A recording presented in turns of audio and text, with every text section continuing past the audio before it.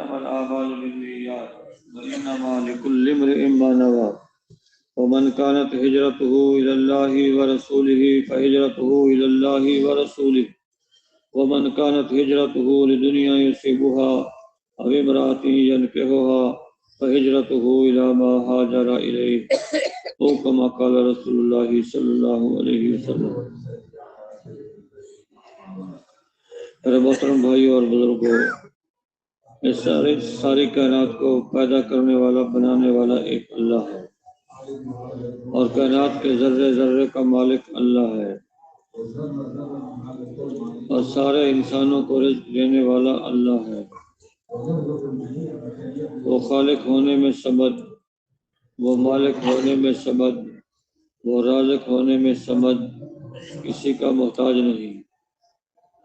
اس اللہ نے جیسے ہم سب کو پیدا کیا ہے، ہم سب کا رزق بھی لکھا ہے۔ کس کو کتنا رزق ملے گا یہ پیدا کرنے سے پہلے اللہ نے لکھ لیا۔ بچے کی پیدائش سے ہزاروں سال پہلے اللہ نے لکھ لیا ہے کہ یہ مالدار ہوگا یا غریب ہوگا، خوش بخت ہوگا یا بدبخت ہوگا، یہ لکھا جا چکا ہے اور ہر ایک کو اتنا ہی ملے گا جو لکھا گیا ہے۔ اپنے مقدر سے زیادہ ایک لقمہ بھی آدمی حاصل نہیں کر سکتا۔ رزق کا دروازہ 7 آسمانوں سے اوپر ہے، نہ وہ رات کو بند ہوتا ہے نہ وہ دن کو بند ہوتا ہے۔ انسان کے اعمال اس دروازے سے اوپر جاتے ہیں، انسان کا رزق اس دروازے سے نیچے آتا ہے۔ یہ رزق اترتا ہے اس کے خرچ کے بقدر، اس کی عطا کے بقدر۔ زیادہ خرچ کرے گا زیادہ اترے گا، تھوڑا خرچ کرے گا تھوڑا اترے گا۔ آپ علیہ السلام کے زمانے میں 2 بھائی تھے، ایک کمائی کرتا تھا، دوسرا دین کا علم حاصل کرتا تھا۔ بشکل محترف و اخاہ، تو کمائی کرنے والے بھائی نے اپنے بھائی کی شکایت کی۔ کیا شکایت کی ہوگی؟ کہ میں کماتا ہوں یہ کھاتا ہے۔ آپ نے ارشاد فرمایا لعلک ترزق بہ، شاید تجھے بھی اسی کی برکت سے رزق دیا جا رہا ہے۔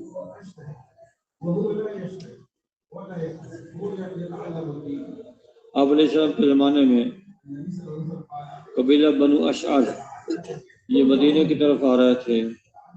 راستے میں توشہ ختم ہو گیا، مدینہ پہنچ گئے۔ کہنے لگے اب کیا کریں؟ سوچ کے کہنے لگے کہ اپنے میں سے ایک آدمی کو بھیجیں سید الانبیاء حضرت محمد مصطفیٰ صلی اللہ علیہ وسلم کی خدمت اقدس میں، اور وہ آپ سے توشہ مانگ کے لے آئے۔ ایک آدمی کو بھیجا، وہ آیا تو آپ علیہ السلام گھر میں قرآن پاک کی تلاوت کر رہے تھے اور یہ آیت تلاوت کر رہے تھے وَمَا مِن دَابَّةٍ فِي الْأَرْضِ إِلَّا عَلَى اللَّهِ رِزْقُهَا وَيَعْلَمُ مُسْتَقَرَّهَا وَمُسْتَوْدَعَهَا كُلٌّ فِي كِتَابٍ مُبِينٍ۔ جتنے چوپائے زمین پر چلتے ہیں ان کا رزق اللہ کے ذمے ہے۔ اللہ پاک ان کی زیادہ رہنے کی جگہ کو بھی جانتا ہے، تھوڑا رہنے کی جگہ کو بھی جانتا ہے، اور یہ سب کچھ لوح محفوظ میں لکھا ہوا۔ وہ عربی سمجھتے تھے کہ قرآن تو یہ کہہ رہا ہے کہ رزق اللہ کے ذمے ہے، اور ہم قبیلہ بنو اشعث اتنے گئے گزرے ہیں، ہمیں اللہ کے رازق ہونے پہ یقین نہیں ہے۔ آپ سے کوئی بات نہیں تھی، واپس چلے گئے اور قبیلے کو جا کے بتایا کہ انتظام ہو گیا۔ قبیلے والے سمجھ گئے کہ آپ کی خدمت میں حاضر ہو کر عرض کیا ہوگا اور آپ علیہ السلام نے وعدہ فرمایا ہوگا، اس کی آ کے خبر دے رہے ہیں۔ تھوڑی دیر گزری تھی کہ 2 شخص کھانے کا پیالہ اٹھا کے لا رہے ہیں، تو وہ اس پیالے میں گوشت بھی تھا، روٹی بھی تھی۔ سب نے مل کے کھانا کھایا، کھانا کثیر بھی تھا، لذیذ بھی تھا۔ تو کچھ کھانا بچ گیا کہ اس کا کیا کریں؟ کسی نے مشورہ دیا کہ اس کو رکھ لیتے ہیں، آئندہ کام دے گا۔ کسی نے کہا واپس کر دیتے ہیں۔ آخر یہی طے پایا کہ یہ کھانا آپ علیہ السلام کی خدمت میں واپس کر دیتے ہیں اور آپ کا شکریہ بھی ادا کر دیتے ہیں۔ تو سبھی آئے، سید الانبیاء حضرت محمد مصطفیٰ صلی اللہ علیہ وسلم کی خدمت اقدس میں پہنچ کر عرض کرنے لگے اے اللہ کے رسول ہم اس لیے حاضر ہوئے ہیں کہ آپ کا شکریہ ادا کریں، آپ نے کھانا بھجوایا تھا، آپ نے فرمایا نہیں میں نے کوئی کھانا نہیں بھجوایا، اللہ کے رسول بھجوایا آپ نے، ہمیں ساتھی نے واپس جا کے خبر بھی دی ہے، لیکن جب ساری بات کھل کے سامنے آئی آپ نے ارشاد فرمائی یہ رزق ہے جو اللہ نے آپ کو عطا فرمایا ہے۔ اللہ یوں رازق ہے، رزق آدمی کو ایسے تلاش کرتا ہے جیسے موت سے کوئی بچ نہیں سکتا، مقدر کا رزق آدمی کو پہنچ کے رہتا ہے، ہر ایک کو مقدر کا رزق پہنچتا ہے، اور یہ اللہ کا نظام چل رہا ہے، اس نظام کے تحت انسان کو جس کے مقدر میں جو جانا لکھا ہے وہ اس تک اللہ پہنچا دے گا۔ زمین میں غلہ تو بہت اگتا ہے، وہ غلہ اپنے گھروں میں آتا ہے، وہاں سے پھر بازار میں جاتا ہے، بازار سے مختلف شہروں میں جاتا ہے، جس کے مقدر کا جو جانا ہے اللہ اس کو پہنچاتا ہے۔ تو رزق اللہ نے ذمہ داری اس کی لی ہے۔ اب انسان کو یہ چیز سوچے یہ رزق میرے تک جو پہنچا ہے تو کس طریقے سے پہنچا ہے، کیسے پہنچا ہے۔ اللہ پاک فرماتے ہیں کہ کیسے انسان کو یہ رزق پہنچا ہے۔ فَلْيَنْظُرِ الْإِنسَانُ إِلَىٰ طَعَامِهِ أَنَّا صَبَبْنَا الْمَاءَ صَبًّا ثُمَّ شَقَقْنَا الْأَرْضَ شَقًّا فَأَنبَتْنَا فِيهَا حَبًّا وَعِنَبًا وَقَضْبًا وَزَيْتُونًا وَنَخْلًا وَحَدَائِقَ غُلْبًا وَفَاكِهَةً وَأَبًّا۔ اللہ پاک ارشاد فرما رہے ہیں انسان کو چاہیے یہ اپنے کھانے کو دیکھے، یہ کھانا اس تک پہنچا کیسے۔ فَلْيَنْظُرِ الْإِنسَانُ إِلَىٰ طَعَامِهِ، اپنے کھانے کو دیکھے۔ پھر اللہ آگے بتا رہے ہیں کیسے یہ کھانا اس تک پہنچا ہے۔ انا صببنا الماء صبا، ہم نے آسمان سے عجیب طریقے سے پانی اتارا ہے۔ عجیب طریقے کا مطلب یہ ہے تھوڑا تھوڑا کر کے، قطرہ قطرہ کر کے، بوند بوند کر کے آسمان سے پانی اتارا ہے۔ ایک دم اوپر سے نل نہیں کھولا کہ نل کھولیں گے تو پورا جو ہے ٹیوب ویل کی طرح پانی نیچے گرے گا، نہیں۔ اگر اللہ پاک اوپر سے نل کھول دیتے تو پھر جس مکان پہ وہ پانی گرتا مکان میں سوراخ ہو جاتا، جس سر پہ پانی گرتا سر میں سوراخ ہو جاتا، نہ مکان باقی رہتا نہ مکین باقی۔ اس لیے فرمایا عجیب طریقے سے پانی اتارا۔ حساب لگانے والے حساب لگا کے بتاتے ہیں کہ جب آسمان کی طرف سے یہ بارش کا قطرہ زمین کی طرف آتا ہے بہت تیز رفتار ہوتا ہے، 500 میل فی گھنٹہ کی رفتار، اور جو زمین کے قریب آتا ہے تو ایسا ہوتا ہے اس کی رفتار بہت تھوڑی رہ جاتی، 10-12 کلومیٹر فی گھنٹہ۔ اگر وہ پہلی رفتار کے ساتھ آتا اور آدمی کے سر کو ٹکراتا تو سر زخمی ہو جاتا۔ اللہ کا نظام چل رہا ہے، اللہ اللہ ہے۔ اننی انا اللہ لا الہ الا انا فاعبدنی، اللہ پاک ارشاد فرماتا میں ہی اللہ ہوں، میرے سوا کوئی معبود نہیں، میری عبادت کر۔ ہم تو اللہ کے نظام کو سمجھ بھی نہیں سکتے۔ یوں اللہ نے آسمان سے زمین کی طرف بارش برسائی، یہ بارش رحمت ہے اللہ۔ اس بارش کو بعض کے لیے اللہ رحمت بنا دیتے ہیں، بعض کے لیے عذاب بھی بنا دیتے ہیں۔ بہرحال یہ قطرہ زمین پر گرا، زمین نرم ہو گئی تو کسان کے دل میں اللہ نے ڈالا، اس کے گھر میں غلہ تھا اسے لے جا کے زمین پر بکھیر دیا۔ اب جہاں جہاں دانہ گرا ہے وہاں سے اللہ نے زمین کے سینے کو پھاڑا ہے اور غلے کے نرم و نازک کونپل کو باہر نکالا ہے۔ ثم اشققنا الارض شقا، پھر ہم نے زمین کو عجیب طریقے سے پھاڑا، ایک دانے سے ایک پودا، ایک پودے نے 7 بچے دیے، ہر پودے پہ ایک سٹا لگا، ہر سٹے میں 100 دانے ہیں، 7 سٹے ہیں 700 دانے ہیں، تو دانہ تو ایک بویا تھا، یہ 700 دانے کہاں سے آ گئے؟ یہ ہے لا الہ الا اللہ،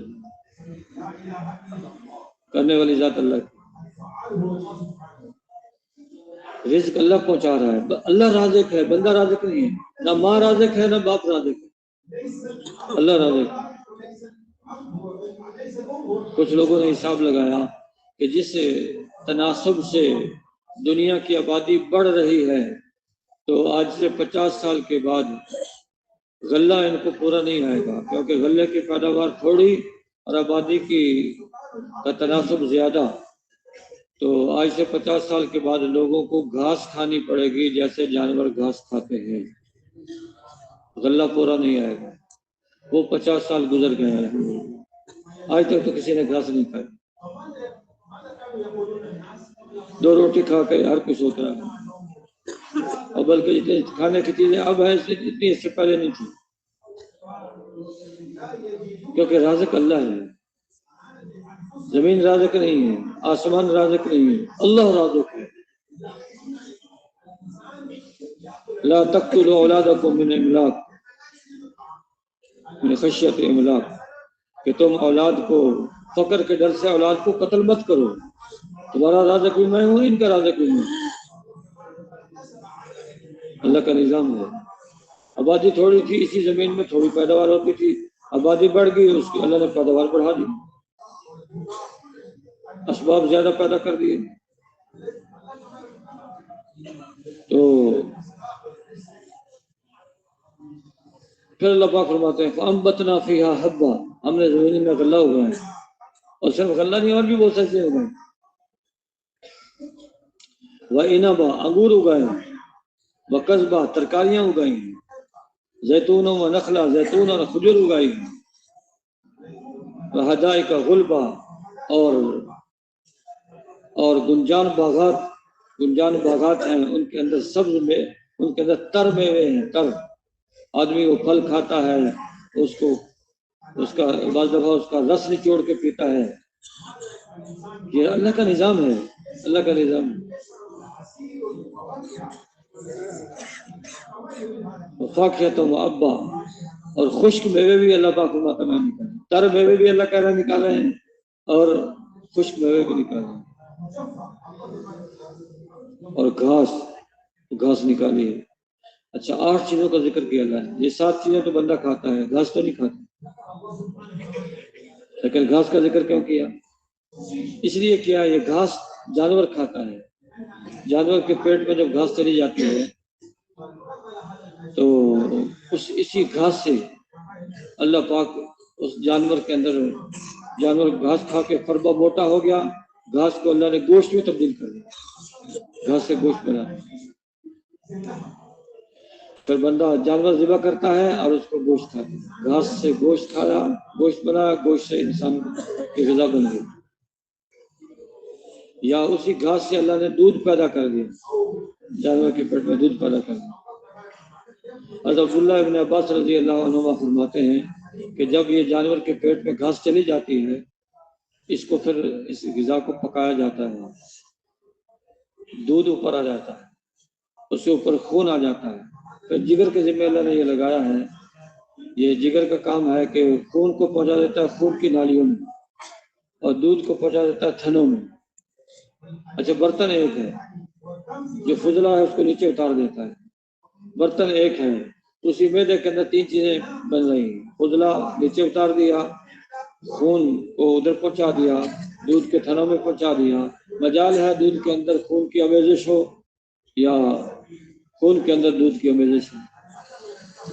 یہ کرنے والا کون ہے؟ اللہ ہے، اللہ ہے. بہترین خوشگوار دودھ پیتا ہے، آدمی پلاتا ہے.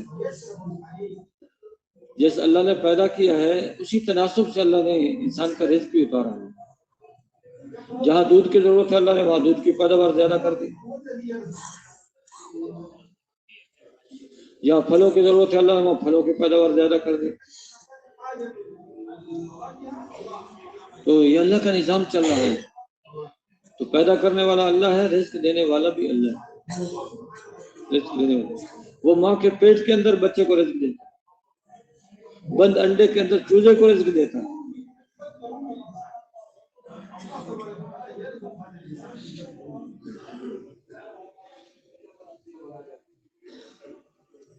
اس کا نظام ہے، اس کا نظام ہے. اور پھر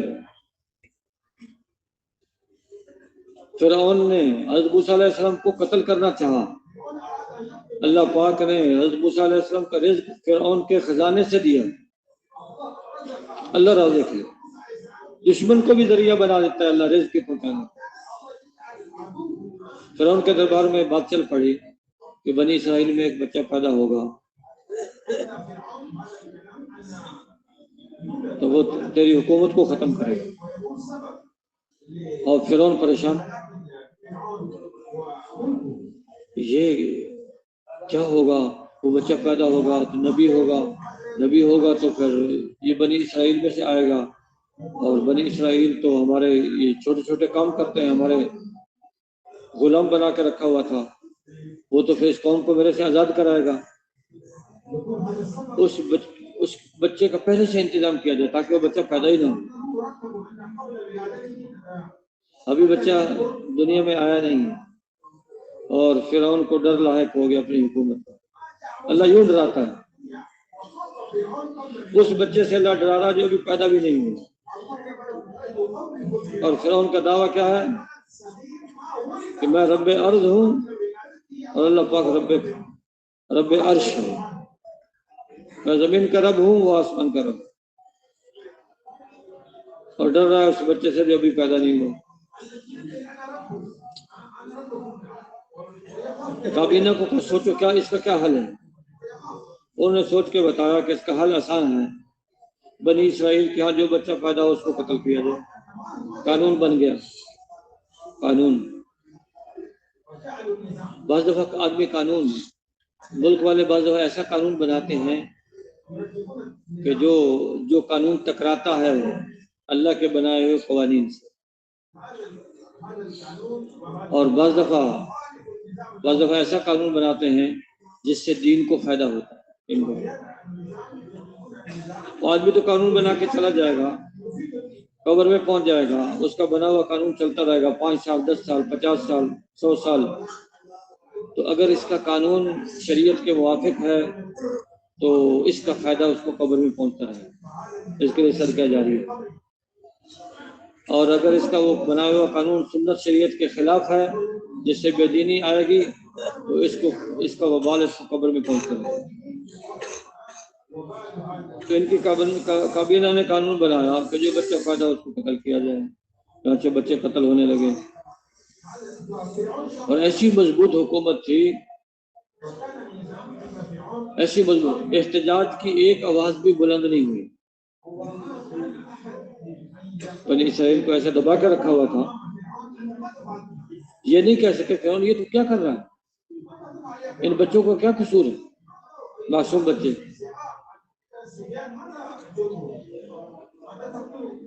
ایک سال تک تو یہ حکم ان کا نافذ رہا، بچے قتل کیے انہوں نے، نہ جانے کتنے قتل کیے۔ پھر ان کے دماغ میں بات آئی کہ بنی اسرائیل تو ہمارا کام کرتے ہیں اور بچے ان کے قتل ہو جائیں گے، مرد ان کے باقی نہیں رہیں گے، عورتیں باقی رہیں گی، عورتیں تو مشکل کام نہیں کر سکتی، تو وہ کام ہمیں مشکل خود کرنے پڑیں گے، اس کا کیا حل ہے؟ پھر انہوں نے قانون میں ترمیم کی کہ 1 سال کے بچوں کو زندہ رکھا جائے، دوسرے سال کے بچوں کو قتل کر دیا جائے۔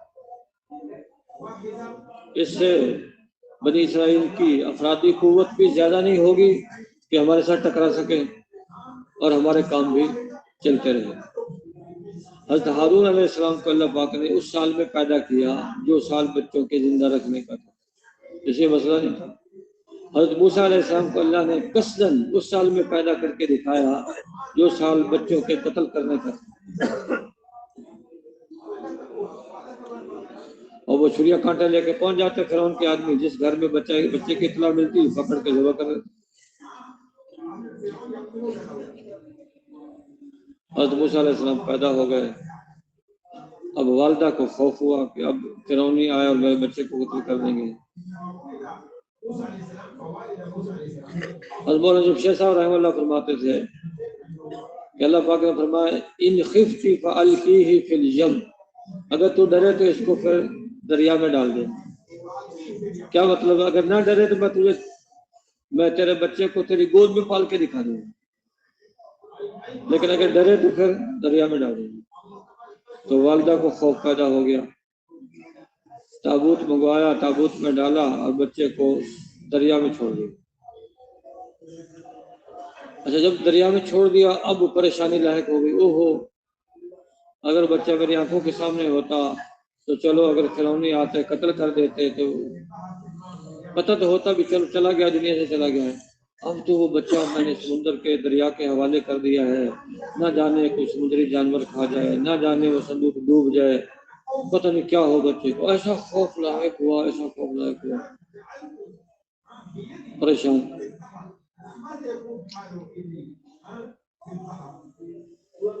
تو حضرت موسیٰ علیہ السلام کی بہن کو بھیجا کہ دیکھو صندوق یہ کہاں جاتا ہے۔ وہ صندوق بہتے بہتے اس جگہ پہنچ گیا جہاں فرعون کی باندیاں کپڑے دھویا کرتی تھی۔ انہوں نے صندوق پکڑ لیا، کھولنے کا ارادہ کیا کہ کھولتے نہیں ہیں، مائی آسیہ کو شبہ نہ ہو جائے کہ انہوں نے صندوق کھولا، نہ جانے اس کے اندر کیا چیز تھی، مال و دولت ہوگا، انہوں نے کچھ بیچ میں سے لیا ہے تو یہ تہمت ہمارے اوپر نہ آ جائے، اس لیے کھولنا نہیں ہے۔ سیدھا لے جاتے ہیں مائی آسیہ کے پاس، فرعون کی بیوی کے پاس، وہ اپنے ہاتھ سے کھولے گی۔ صندوق پہنچ گیا وہاں تو جب انہوں نے صندوق کھول کے دیکھا بیچ میں خوبصورت بچہ، بچے کو دیکھتے ہی اس کی محبت مائی آسیہ کے دل میں آ گئی۔ اللہ پاک نے فرمایا فَأَلْقَيْتُ عَلَيْكَ مُحَبَّةً مِّنِّي، میں نے آپ کے اوپر محبت کی چادر ڈال دی۔ اے موسیٰ آپ کے اوپر محبت کی چادر ہے۔ اب پیدائش کے باقی رہنے کے اسباب اللہ پیدا کر رہے ہیں، تو اس کے دل میں محبت آ گئی۔ لوگوں نے کہا یہ وہی بچہ ہے، بنی اسرائیل نے ڈر کے اس بچے کو دریا میں ڈالا ہے، لہٰذا قتل کرو۔ بھائی آسیہ نے کہا نہیں ہمارے پاس اولاد نہیں ہے، اس کو ہم بچہ بنائیں گے، اور اس ایک بچے سے بنی اسرائیل کی قوت تھوڑی بڑھے گی۔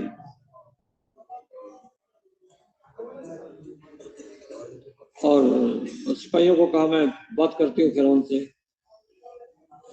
اس کی جان بخشی کراتی ہوں۔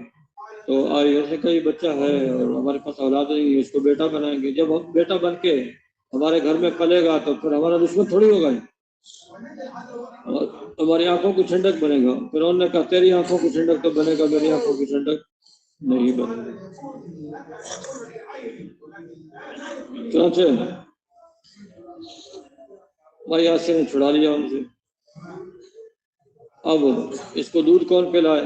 دودھ پلانے کے لیے دائیاں بلائی گئی۔ حضرت موسیٰ علیہ السلام کسی کا دودھ نہیں پی رہے۔ اللہ کا نظام چلتا ہے، اللہ کا نظام چلتا ہے۔ جس کے مقدر میں جو رزق ہے، جس کا دودھ مقدر میں ہے، اسی کا دودھ پیٹ میں جائے گا، دوسرے کا نہیں۔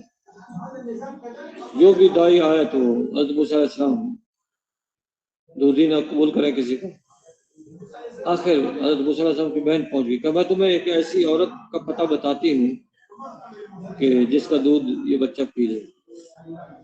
تو فرعون کی وہ جو بادیاں تھیں انہوں نے پکڑ لیا کہ یہ بنی اسرائیل کی عورت، یا تو اس کا بچہ ہے یا اس کا کوئی عزیز قریب ہے، یہ کیسے وصول سے کہہ رہی ہے کہ اس کا دودھ، کہ یہ اس عورت کا دودھ پی لے گا۔ پریشان ہو گئی موسیٰ علیہ السلام کی بہن۔ انہوں نے کہا نہیں میں تو یہ کہہ رہی تھی اس کا دودھ بہت اچھا ہے، جو بچہ لے آئے وہ پی لیتا دودھ، اس لیے میں نے کہا چلو ٹھیک لاؤ۔ لے کے آئیں حضرت موسیٰ علیہ السلام کی والدہ کو تو فوراً دودھ پی لیا۔ اب نظام بن گیا۔ تو حضرت موسیٰ علیہ السلام کی والدہ نے کہا میرے تو گھر میں بچہ اور بھی ہے، میں یہاں نہیں ٹھہر کے اس کو پلا سکتی دودھ، میرا گھر کا نظام نہیں چلتا، تم نے اگر تربیت کروانی بچے کی میرے ساتھ گھر میں بھیج دو۔ ہاں اس کا میں وعدہ کرتی ہوں میں بچے کی تربیت کا خوب خیال رکھوں۔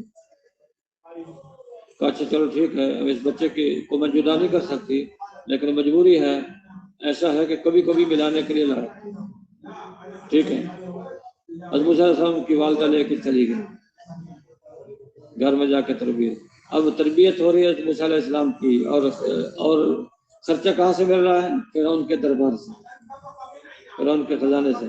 یہ ہے اللہ۔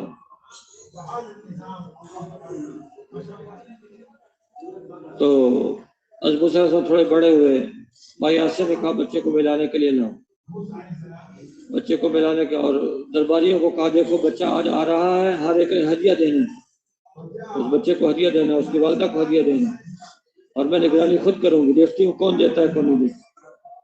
حضرت موسیٰ علیہ السلام کی والدہ لے کے چلی حضرت موسیٰ علیہ السلام کو، جو ہدیوں کی بارش شروع ہوئی، نکلتے ہی کوئی چھوٹا ہدیہ کوئی بڑا ہدیہ، پہنچتے پہنچتے مائی آسیہ کے پاس بچہ پہنچ گیا، مائی آسیہ نے بہت سارے ہدایہ دیے اور پھر بچے کو اٹھایا، مائی آسیہ فرعون کے پاس لے کے گئی کہ فرعون بھی اس کو ہدیہ دے گا، اور لے جا کے جب فرعون نے بچے کو اٹھایا ہاتھوں میں اور اپنے قریب کیا تو موسیٰ علیہ السلام نے اس کی داڑھی پکڑ کے جو کھینچی تو زمین کی طرف جھکا دیا سر۔ پہلے کافر بھی داڑھی رکھتے تھے، یہ داڑھی کاٹنے کا تو رواج جو چلا قوم لوط سے چلا، قوم لوط۔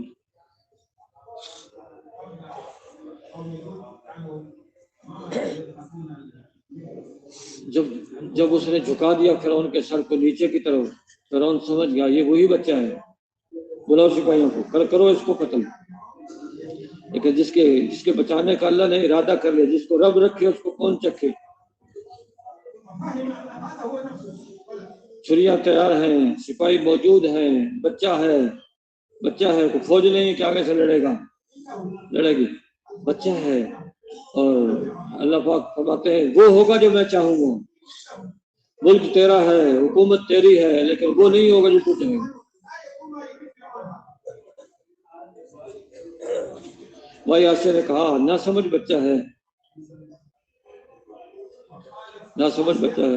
بچے ایسا کرتے ہی ہیں، نہیں دیکھا نہیں کیسے میری گردن کو جھکا دیا۔ درباریوں نے بھی کہا یہ وہی بچہ ہے، دیکھا نہیں کیسے جھکایا ہے آپ کو۔ بھائی آسیہ کا اچھا امتحان لے لو، ایک پلیٹ میں موتی رکھو، ایک پلیٹ میں آگ کے انگارے رکھو، اگر اس انگارے کو ہاتھ لگائے سمجھو کہ ناسمجھی میں کیا ہے، اور اگر موتیوں کی طرف ہاتھ بڑھا پھر میں آپ کے ارادے میں حائل نہیں ہوں۔ وہ امتحان کے لیے ایک طرف موتی ایک طرف انگارے رکھے گئے، حضرت موسیٰ علیہ السلام نے ہاتھ انگاروں کی طرف بڑھایا، کہا چلو ٹھیک ہے، جان بخشی ہو گئی۔ حضرت موسیٰ علیہ السلام تربیت پاتے رہے، جب بڑے ہو گئے تو باہر نکلے، دو شخص جھگڑ رہے تھے، ایک فرعون کی قوم کا تھا، ایک بنی اسرائیل کی قوم کا۔ تو اس اسرائیلی نے کہا کہ دیکھو یہ مجھے مار رہا ہے، حضرت موسیٰ علیہ السلام آگے بڑھے، چھڑانے کی کوشش کی، وہ چھوڑ نہیں رہا تھا، ایک مکہ مارا، اس کا کام تمام کر دیا۔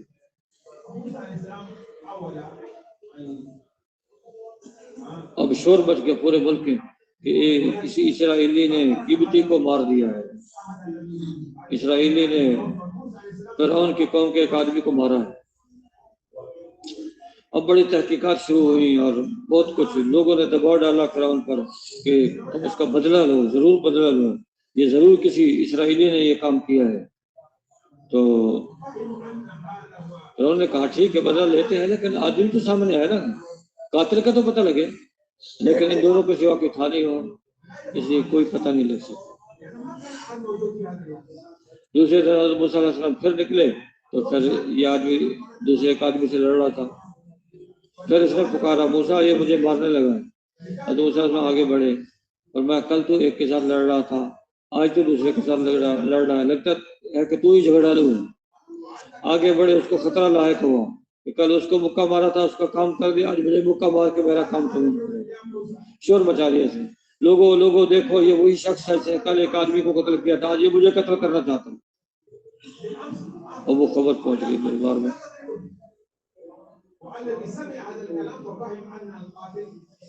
ادھر سے حکم جاری ہو پکڑو اور قتل کرو۔ ایک آدمی جو اپنے ایمان کو اپنے دل میں چھپائے ہوئے تھا چپکے سے آیا، مختصر راستے سے آ کے حضرت موسیٰ علیہ السلام کو بتایا تیرے قتل کا حکم جاری ہو چکا ہے اور اپنی جان بچانی تو نکل جاؤ یہاں سے۔ حضرت موسیٰ علیہ السلام نے دوڑ لگائی وہاں سے، اللہ نے بچانے کا ارادہ کیا، فرعون کے آدمی نہیں پکڑ سکے، تو چلتے چلتے مدین پہنچے، مدین حضرت شعیب علیہ السلام کے علاقے میں، وہاں خدمت کی، حضرت شعیب علیہ السلام کی دو بیٹیاں اپنے جانوروں کو روک کے ایک طرف کھڑی تھی. پوچھا کیوں باقی لوگ کھانے پلا رہے تم نہیں پلا رہے؟ کہ مس اجنبی سے بچنے کے لیے، مس اجنبی سے بچنے.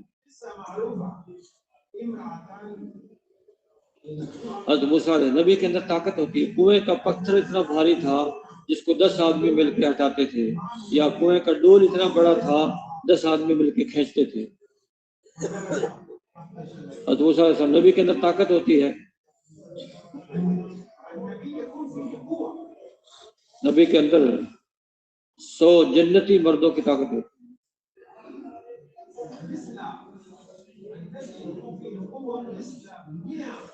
تو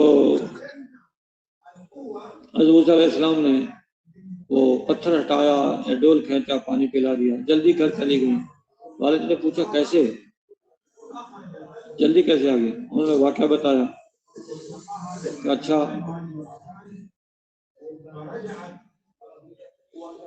ان کو بلا کے لاؤ، میرے والد بلا رہے ہیں کہ آپ کو ہم بدلہ دیں گے اس نیکی کا جو آپ نے کی ہے، جو خدمت آپ کی ہے اس کا ہم بدلہ دیں گے. تو خدمت ایسا عمل ہے، خدمت ایسا عمل ہے بعض دفعہ اس کے سے آدمی کو بہت سارے منافع حاصل ہو جاتے. حضرت موسیٰ علیہ السلام جب تشریف لے گئے تو حضرت شعیب علیہ السلام نے فرمایا کہ بچیوں نے بھی کہا کہ ابا جان اس کو آپ یہاں مزدوری پر رکھ لیں، بکریاں چرایا کرے گا. اور ملازم جس کو رکھنا ہو کسی کام کے لیے اس میں 2 شفٹیں ہوتی ہیں، دونوں شفٹیں اس میں پائی جاتی ہیں. یہ قوی بھی ہے امین بھی ہے. حضرت شعیب علیہ السلام کو تھوڑی غیرت آئی کہ ان کو کیسے پتہ لگا یہ کبھی ہے اور امین.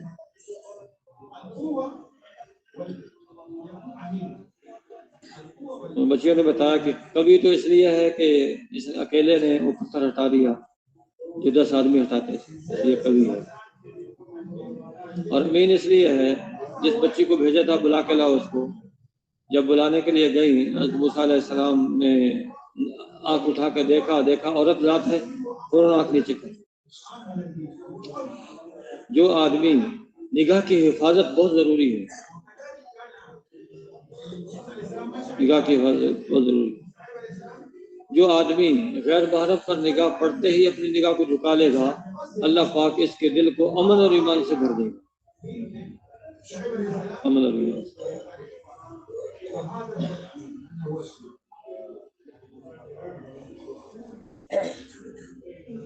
تو کہا ابا جان اس نے دیکھتے ہی نگاہ نیچے جھکا، اور جب میں اس کو لے کے چلی اس نے کہا تو میرے پیچھے چلو،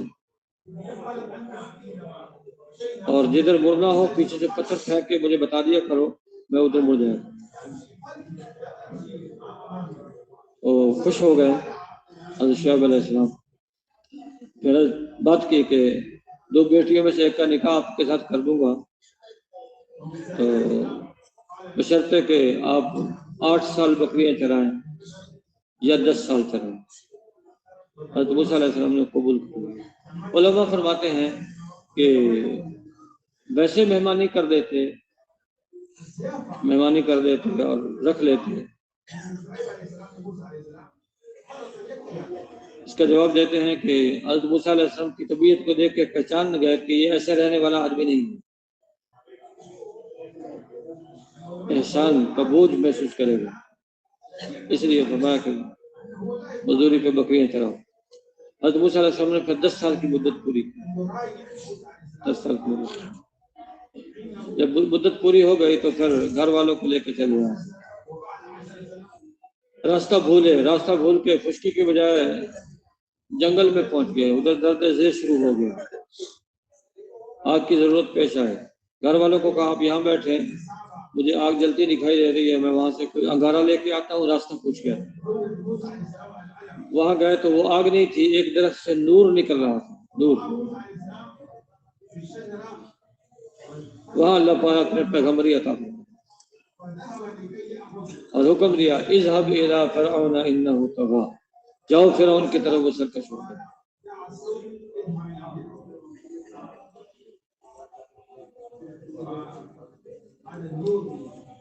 حضرت موسیٰ صاحب نے اللہ سے درخواست کی، اے اللہ میری زبان میں لکنت ہے اور میرا بھائی ہارون وہ فصیح اللسان ہے، اس کو بھی میرے ساتھ نبی بنا کے میرے ساتھ کام میں شریک کیا۔ اللہ پاک نے بہت سارے احسانات جتوائے اور ہارون علیہ السلام کو نبی بنا کے آپ کے ساتھ میں، اور دونوں چلے گئے۔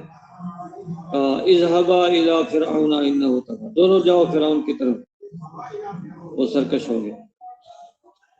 اللہ پاک نے ہدایات بھی دی کہ بات نرمی سے کرنا، ہو سکتا ہے وہ بات کو قبول کرے، بات نرمی سے کر۔ چلے گئے تو دربار میں پہنچے تو انتظار کرنا پڑا، دروازے پہ روک دیے، ٹھہر جاؤ۔ انتظار کے بعد خیر اجازت ملی، اندر گئے اور دعوت دی کہ ہم اللہ کے نبی کے بھیجے ہوئے ہیں، اللہ پاک کے بھیجے ہوئے ہیں، اور رسول رب العالمین ہے۔ انہوں نے کہا تو وہی موسیٰ ہے جو ہمارا آدمی مار کے بھاگا تھا؟ نہیں، میں اللہ کا رسول ہوں۔ تو داعی کے ساتھ اللہ کی مدد ہے۔ حضرت موسیٰ علیہ السلام پہلے تو خوف آیا کہ اللہ آپ مجھے وہاں بھیج رہے ہیں تو اس کا تو میں آدمی مار کے آیا ہوں، تو وہ تو مجھے قتل کرا دے گا۔ میں نہیں، تم جاؤ، جو کچھ کرے گا میں دیکھ لوں گا۔ داعی کے ساتھ اللہ کی مدد۔ تو اب فرعون ہے، اس کا پورا لشکر ہے، اور اس کے پاس پورا لشکر ہے، اور پورا دربار اس کا سجا ہوا ہے، اور ہزاروں آدمی اس کے دربار میں بیٹھے ہوئے ہیں، اور حضرت موسیٰ علیہ السلام حضرت ہارون علیہ السلام دو ہیں، یہ پہنچے ہیں وہاں اور جا کے دعوت دی ہے۔ تو فرعون اندر سے ہل گیا، دربار والوں سے پوچھا، دیکھو یہ، دربار والوں نے کہا یہ جادوگر ہے، یہ آپ کو جادو کے زور سے ملک سے نکالنا چاہتے ہیں اور آپ کے ملک پہ قبضہ کرنا چاہتے ہیں، پھر کیا کرنا چاہیے؟ کہ جادوگروں کو جمع کر کے مقابلہ کرنا چاہیے۔ ٹھیک ہے، جادوگروں سے مقابلہ ہوا، جادوگر مقابلہ ہار گئے۔ جادوگروں نے دیکھا یہ نبوی، یہ اللہ کی طاقت ہے، یہ جادو کا سانپ نہیں ہے جو حضرت موسیٰ علیہ السلام کا اژدہا سارے سانپوں کو نگل گیا ہے۔ جادو کا سانپ تو نگلتا نہیں ہے، یہ نگل گیا ہے تو یہ جادو کا سانپ نہیں، یہ واقعی اللہ کے نبی ہیں۔ تو ایمان لے آئے حضرت موسیٰ علیہ السلام۔ انہوں نے کہا میری اجازت کے بغیر ایمان لے آئے، لگتا ہے یہ تمہارا بڑا ہے، تم اس کی چھوٹی ہے، تم نے میرے ساتھ مکر کیے ہیں، اور تمہارے میں ہاتھ پیر خلاف جانب سے کاٹوں گا، ایک طرف کا ہاتھ دوسری جانب کا پاؤں۔ لیکن کاٹے بھی، 60-70 کے انہوں نے ہاتھ پیر کاٹے، لیکن وہ اپنے ایمان پہ پکے رہے، چھوڑا نہیں۔ اللہ نے ان کو ہدایت دی، لیکن فرعون کو ہدایت نہ دی۔ حضرت موسیٰ علیہ السلام نے بہت سارے معجزے دکھائے۔ ایک تو وہی اسی وقت لاٹھی اژدہا بن گیا، یہ معجزہ تھا۔ پھر ہاتھ بغل میں ڈالا، نکالا تو سفید روشن، یہ معجزہ دکھایا۔ قحط پڑا، حضرت موسیٰ علیہ السلام کی دعا سے قحط دور ہوا۔ پھر جوؤں کا عذاب اللہ نے بھیجا، حضرت موسیٰ علیہ السلام کی دعا سے وہ دور ہو گیا۔ پھر ٹڈی دل کا عذاب آیا، وہ دور ہو گیا۔ پھر پانی خون بن گیا، حضرت موسیٰ علیہ السلام سے دعا کروائی، اے موسیٰ دعا کر دیں یہ عذاب ٹل جائے، ہم ایمان لے آئیں گے۔ وہ عذاب ٹلا، پھر ایمان نہ لائے۔ پھر مینڈکوں کا عذاب اللہ نے بھیجا، مینڈک جہاں بیٹھتے تھے، بیٹھے ہیں تو دائیں بائیں آگے پیچھے مینڈک، گردن تک مینڈکوں میں دب جاتے، اگر لیٹے ہیں تو دائیں طرف مینڈک، بائیں طرف مینڈک، کروٹ نہیں بدل سکتی۔ کھانا پکانے لگے ہیں، پانی رکھا ہے تو مینڈک نے چھلانگ لگائی پانی کے اندر، ہانڈی پکانے لگا تو مینڈک نے چھلانگ لگائی ہانڈی کے اندر، پریشان۔ اے موسیٰ آپ دعا کر دیں، اب کی باری مان لیں۔ حضرت موسیٰ علیہ السلام نے دعا کی، وہ عذاب بھی دور ہوا لیکن نہیں مانا۔ اچھا، یہ اتنے معجزے دیکھے فرعون نے، اتنی نشانیاں دیکھی، ایمان کیوں نہیں لایا؟ اس لیے جب ایک آدمی حق کو سمجھتے ہوئے پھر حق کو قبول نہیں کرتا، پھر اللہ اس کے دل پر مہر لگا دیتا۔ تو فرعون کے دل پہ اللہ نے مہر لگایا. سارا کچھ دیکھ کے اور حق کو سمجھتے ہوئے میری حکومت نہ چلی جائے، حکومت کو بچاتے بچاتے خود تو چلا گیا اور اللہ نے پھر ذلیل کیا اس کو، لیکن ایمان قبول نہیں کیا. جیسے آپ صلی اللہ علیہ وسلم کے زمانے میں ابو جہل سمجھتا تھا کہ آپ حق نبی ہیں، لیکن مانا اس لیے کہ سرداری چلیے، اس کے دل پہ بھی اللہ نے مہر لگا. تو یوں اللہ نے مہر لگا. اس واقعے کو اللہ نے قرآن میں بیان کیا ہے، کئی سپاروں میں پھیلا ہوا ایمان افروز واقعہ ہے. ساری باتوں سے یہ ثابت ہوتا ہے کہ اس کائنات میں اللہ کا حکم چلتا ہے، اس کائنات میں بادشاہوں کا حکم نہیں چلتا. جو کچھ ہو رہا ہے کہ اللہ سے ہو رہا ہے، آئندہ بھی جو ہوگا اللہ سے ہوگا. اللہ پاک کے چاہنے کا نام موجود ہے. اللہ رب العزت جو چاہتا ہے جب چاہتا ہے کرتا ہے، کرنے میں کسی کا محتاج نہیں، وہ صمد بے نیاز ہے. انما امرہ اذا اراد شیئا ان یقول له کن فیکون. وہ اللہ جب کرنا چاہتا ہے حکم دیتا ہے، ہو جاتا ہے ویسے ہی. یہ واقعات اللہ نے قرآن میں اس لیے بیان کیے ہیں تاکہ امت محمدی آئے واقعات کو سمجھ کے عبرت حاصل کریں، سبق حاصل کریں.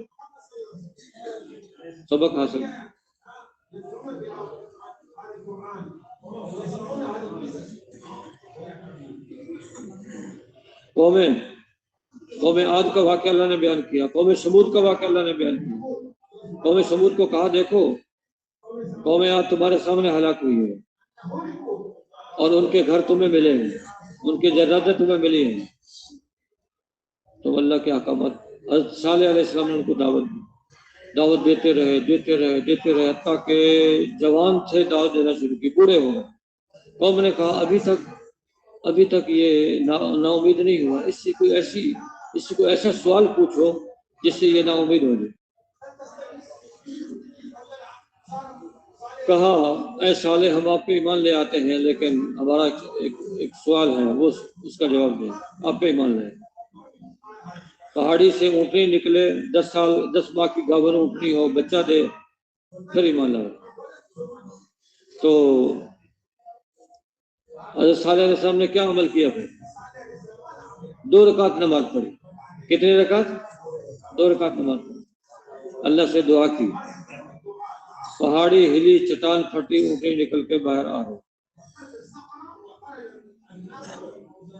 اللہ کی نشانی ہے، اونٹنی ہے. دیکھو یہ اللہ کی نشانی ہے، اس کو نقصان نہ پہنچانا ورنہ عذاب آ جائے گا. اب وہ اونٹنی جاتی کنویں پر پانی پینے کے لیے، سارا پانی پی جاتی، پریشان ہو گئے. حضرت صالح علیہ السلام نے اللہ کے حکم سے باری مقرر کر دی، ایک دن اونٹنی پانی پیے گی، ایک دن کم پانی بھرے گی. جس دن اونٹنی کی باری ہوتی اس دن وہ پانی پی کے اتنا دودھ دیتی کہ وہ قوم والے اپنے سارے برتن، پانی والے برتن دودھ سے بھر لیتے. تو 2 عورتیں تھیں، انہوں نے خوبصورت عورتیں تھیں، ان کی اولاد بیٹیاں بھی خوبصورت تھیں. انہوں نے لالچ دیا، انہوں نے کہا جو اس اونٹنی کو قتل کرے گا یا تو ہم اس کے نکاح میں آ جائیں گے یا ہماری بیٹی میں سے جس کو پسند کرے گا اس کے ساتھ نکاح کر لیا. 2 بدبخت آدمی انہوں نے ارادہ کیا، پتھر کے پیچھے چھپ کے بیٹھ گئے. یہ اونٹنی گزری، ایک نے نیزے سے حملہ کیا، دوسرے نے تلوار سے حملہ کیا، اونٹنی کو قتل کر دیا. تو حضرت صالح علیہ السلام نے فرمایا اب تمہارے اوپر اللہ کا عذاب ہے. اب ان کو چاہیے توبہ کرتے، اللہ سے معافی مانگتے، اللہ عذاب ٹال دیتے. لیکن یہ نہیں کیا انہوں نے. اب فرمایا 3 دن میں عذاب ہے. جمعرات کے دن تمہارے چہرے زرد ہو جائیں گے. کل جمعرات ہے، جمعرات کو تمہارے چہرے زرد ہو جائیں گے. پرسوں جمعہ ہے، جمعہ کے دن تمہارے چہرے سرخ ہو جائیں گے. اور ترسوں ہفتہ ہے، ہفتے کے دن تمہارے چہرے کالے ہو جائیں گے. اللہ کا عذاب. جمعرات کا دن آ گیا، ان کے چہرے زرد ہو گئے. اچھا اب ان کو کیا چاہیے تھا؟ توبہ استغفار کرتے، اللہ سے معافی مانگتے اور نبی کی اطاعت کرتے، ایسا نہیں کیا۔ جب اللہ کسی کے دل پہ مہر لگا دیتا ہے تو پھر اس کے دل میں یہ بات نہیں آتی۔ انہوں نے کہا ہمارے اوپر تو عذاب لگایا آنے، تو عذاب آنے سے پہلے حضرت صالح علیہ السلام کا کام تو تمام کر دیں۔ چنانچہ کچھ لوگ جو ہے چل پڑے حضرت صالح علیہ السلام کے گھر کی طرف۔ اللہ نے آسمان سے پتھر برسائے اور پتھر برسا کے ان کو راستے میں ہلاک کر دیا۔ حفاظت کا نظام کس کی طرف سے ہے؟ اللہ کی طرف۔ یہ تو ہلاک ہو گئے۔ اب دوسرا دن ہوا تو ان کے چہرے سرخ ہو گئے، تیسرے دن چہرے کالے ہو گئے۔ اب انتظار کرنے لگے، اب کیسے، کہاں سے عذاب، کس طرف سے عذاب آتا ہے؟ تو فرشتے نے چیخ، زلزلہ آیا، زور سے زلزلہ، ادھر زلزلہ آیا، ادھر فرشتے نے چیخ ماری، اوندے پڑے رہ گئے، کوئی نہیں بچا۔ ایک آدمی بچا، ابو رغال، وہ حرم میں تھا، حرم کے احترام کے لیے اللہ نے اس وقت نہیں مارا۔ جب وہ حرم سے باہر نکلا تو اس کو بھی ایک پتھر لگا، وہ بھی ہلاک، پوری قوم تباہ ہو گئی۔ یہ اللہ فرما رہا ہے کہ جو میرے نبی کا کہا مانے گا تو اس کی میں حفاظت کروں گا، اس کو میں ہدایت دوں گا، اور اس کے لیے میں نے آگے جنت تیار کر رکھی ہے۔ اور جو میرے نبیوں کی مخالفت کرے گا پھر ان کے لیے یہ حشر ہوگا جو ہوا حضرت صالح علیہ السلام کی قوم کا حشر، اور جو ہوا فرعون کا حشر۔ اس کو اللہ نے پانی میں ڈبویا، اس کو اللہ نے یوں تباہ کیا، اس قوم کو۔ یہ واقعات اللہ نے امت محمدیہ کے لیے بیان کیے ہیں۔ اے میرے حبیب حضرت محمد صلی اللہ علیہ وسلم کی امت، یہ واقعات تمہارے لیے عبرت ہے۔ اور قرآن جو ہے قیامت تک کے لیے یہی کتاب ہے، کتاب بدل کے اور کوئی کتاب نہیں ہے، اور کوئی نبی نہیں آئے گا، اور کوئی کتاب نہیں آئے گی۔ آپ علیہ السلام نے اس قرآن کے ذریعے سے امت کو دعوت دی، دن کو بھی دعوت دی، رات کو بھی دعوت دی، لوگوں کو اللہ کی طرف بلایا۔ تو مکے کے اندر اور مدینے کے اندر بے دینی کا یہ حال تھا، بے دینی کا یہ حال تھا کہ اگر کوئی کسی عورت کا خامد مر جاتا، اس عورت کو اندھیری کوٹری میں بند کر دیتے اور وہیں روٹی پھینک دیتے اس کو، تھوڑی بہت روٹی چھو دیتے۔ ایک سال کے بعد بچ گئی تو بچ گئی، مر گئی تو مر گئی۔ ایک سال تک اس طرح رکھتے تھے۔ تو عورت کا کوئی مقام نہ تھا، جائیداد میں حصہ نہ دیتے تھے۔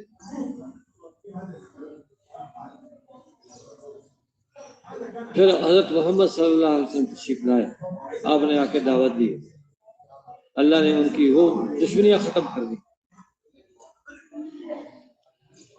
اور پھر وہی اوس اور خزرج جو ایک دوسرے کے جان کے دشمن تھے تو آپس میں بھائی بھائی بنے آپ کی دعوت سے۔ یہ محبت جو پیدا ہوتی ہے مال سے پیدا نہیں ہوتی۔ ساری دنیا کا سونا چاندی خرچ کر کے ہم دو آدمیوں کے دل میں محبت پیدا نہیں کر سکتے۔ محبت دین سے پیدا ہوتی ہے، دین سے۔ تو یہ محبت دین سے پیدا، آپ نے اسلام دین کی محنت کی، اس محنت کی برکت سے لوگوں نے اسلام قبول کیا، پھر محبتیں آ گئی، دشمنیاں ختم ہو گئی۔ حرب بسوس کے نام سے عربوں میں ایک لڑائی ہوئی ہے، حرب بسوس، ایک روایت کے مطابق 120 سال چلی ہے، 120 سال۔ آپ نے اسلام تشریف لائے تو آپ کی کوشش سے، محنت سے اللہ نے اس لڑائی کو ختم کیا۔ آج بھی امت کے اندر جو لڑائیاں جھگڑے ہیں اور امت کے اندر جو پریشانیاں ہیں، ان کا حل اس کے سوا نہیں ہے کہ امت حضرت محمد صلی اللہ علیہ وسلم کے اتباع پہ آئے، اس کے علاوہ کوئی حل نہیں۔ قوموں کے مسائل آپ علیہ السلام کے اتباع سے حل ہوں گے، ملکوں کے مسائل اسی سے حل ہوں گے، افراد کے مسائل اسی سے حل ہوں گے، اقوام کے مسائل اسی سے حل ہوں گے، اس کے علاوہ کوئی اور حل نہیں۔ جب اللہ کی نافرمانی ہوتی ہے تو اللہ پاک کے غصے کی وجہ سے پھر حالات انسان پہ آتے ہیں. کہیں بے موسمی بارشیں آتی ہیں اور کہیں اللہ چیزوں سے برکت نکال دیتا ہے، کہیں قومیں آپس میں بھیڑ پڑتی ہیں. تو یہ اللہ کے نافرمانی کی وجہ سے یہ عذاب اور یہ تکلیفیں قوم پہ آتی ہیں. اس کا حل اب قیامت تک آنے والی امت اگر اطمینان چاہتی ہے اور برکت چاہتی ہے تو حضرت محمد صلی اللہ علیہ وسلم کا اتباع کیے بغیر اطمینان اور برکت نہیں ملے، امن نہیں آئے. امن کا واحد راستہ ہے، اس راستے کو اختیار کریں گے تو امن آ جائے گا.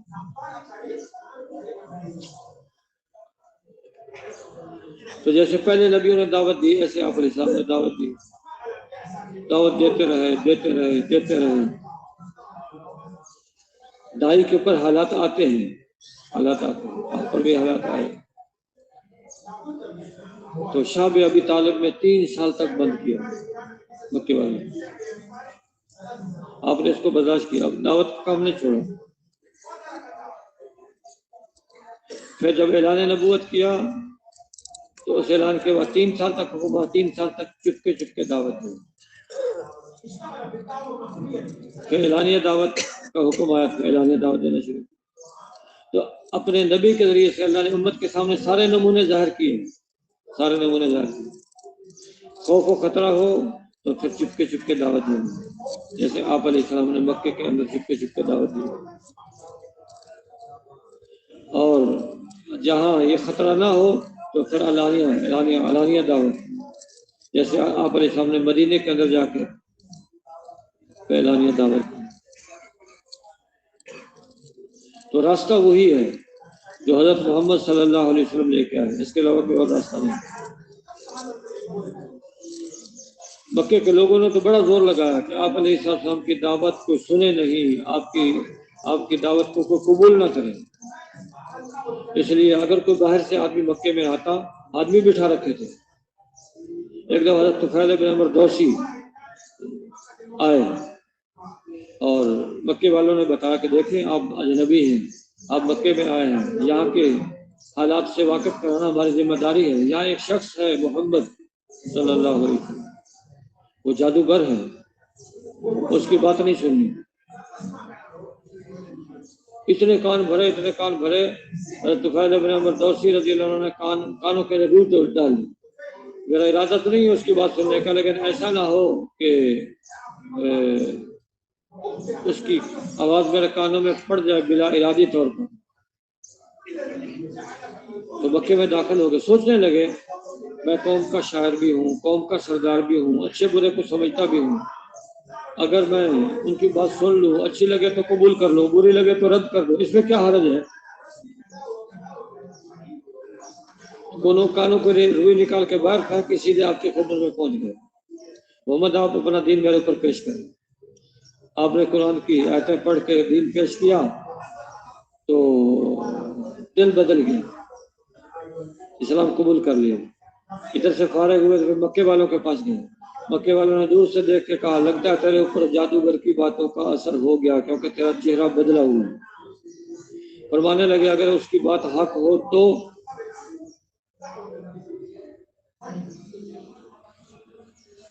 تو ایسے آپ علیہ السلام نے دعوت دی اور یوں مکے والوں نے دعوت سے روکا.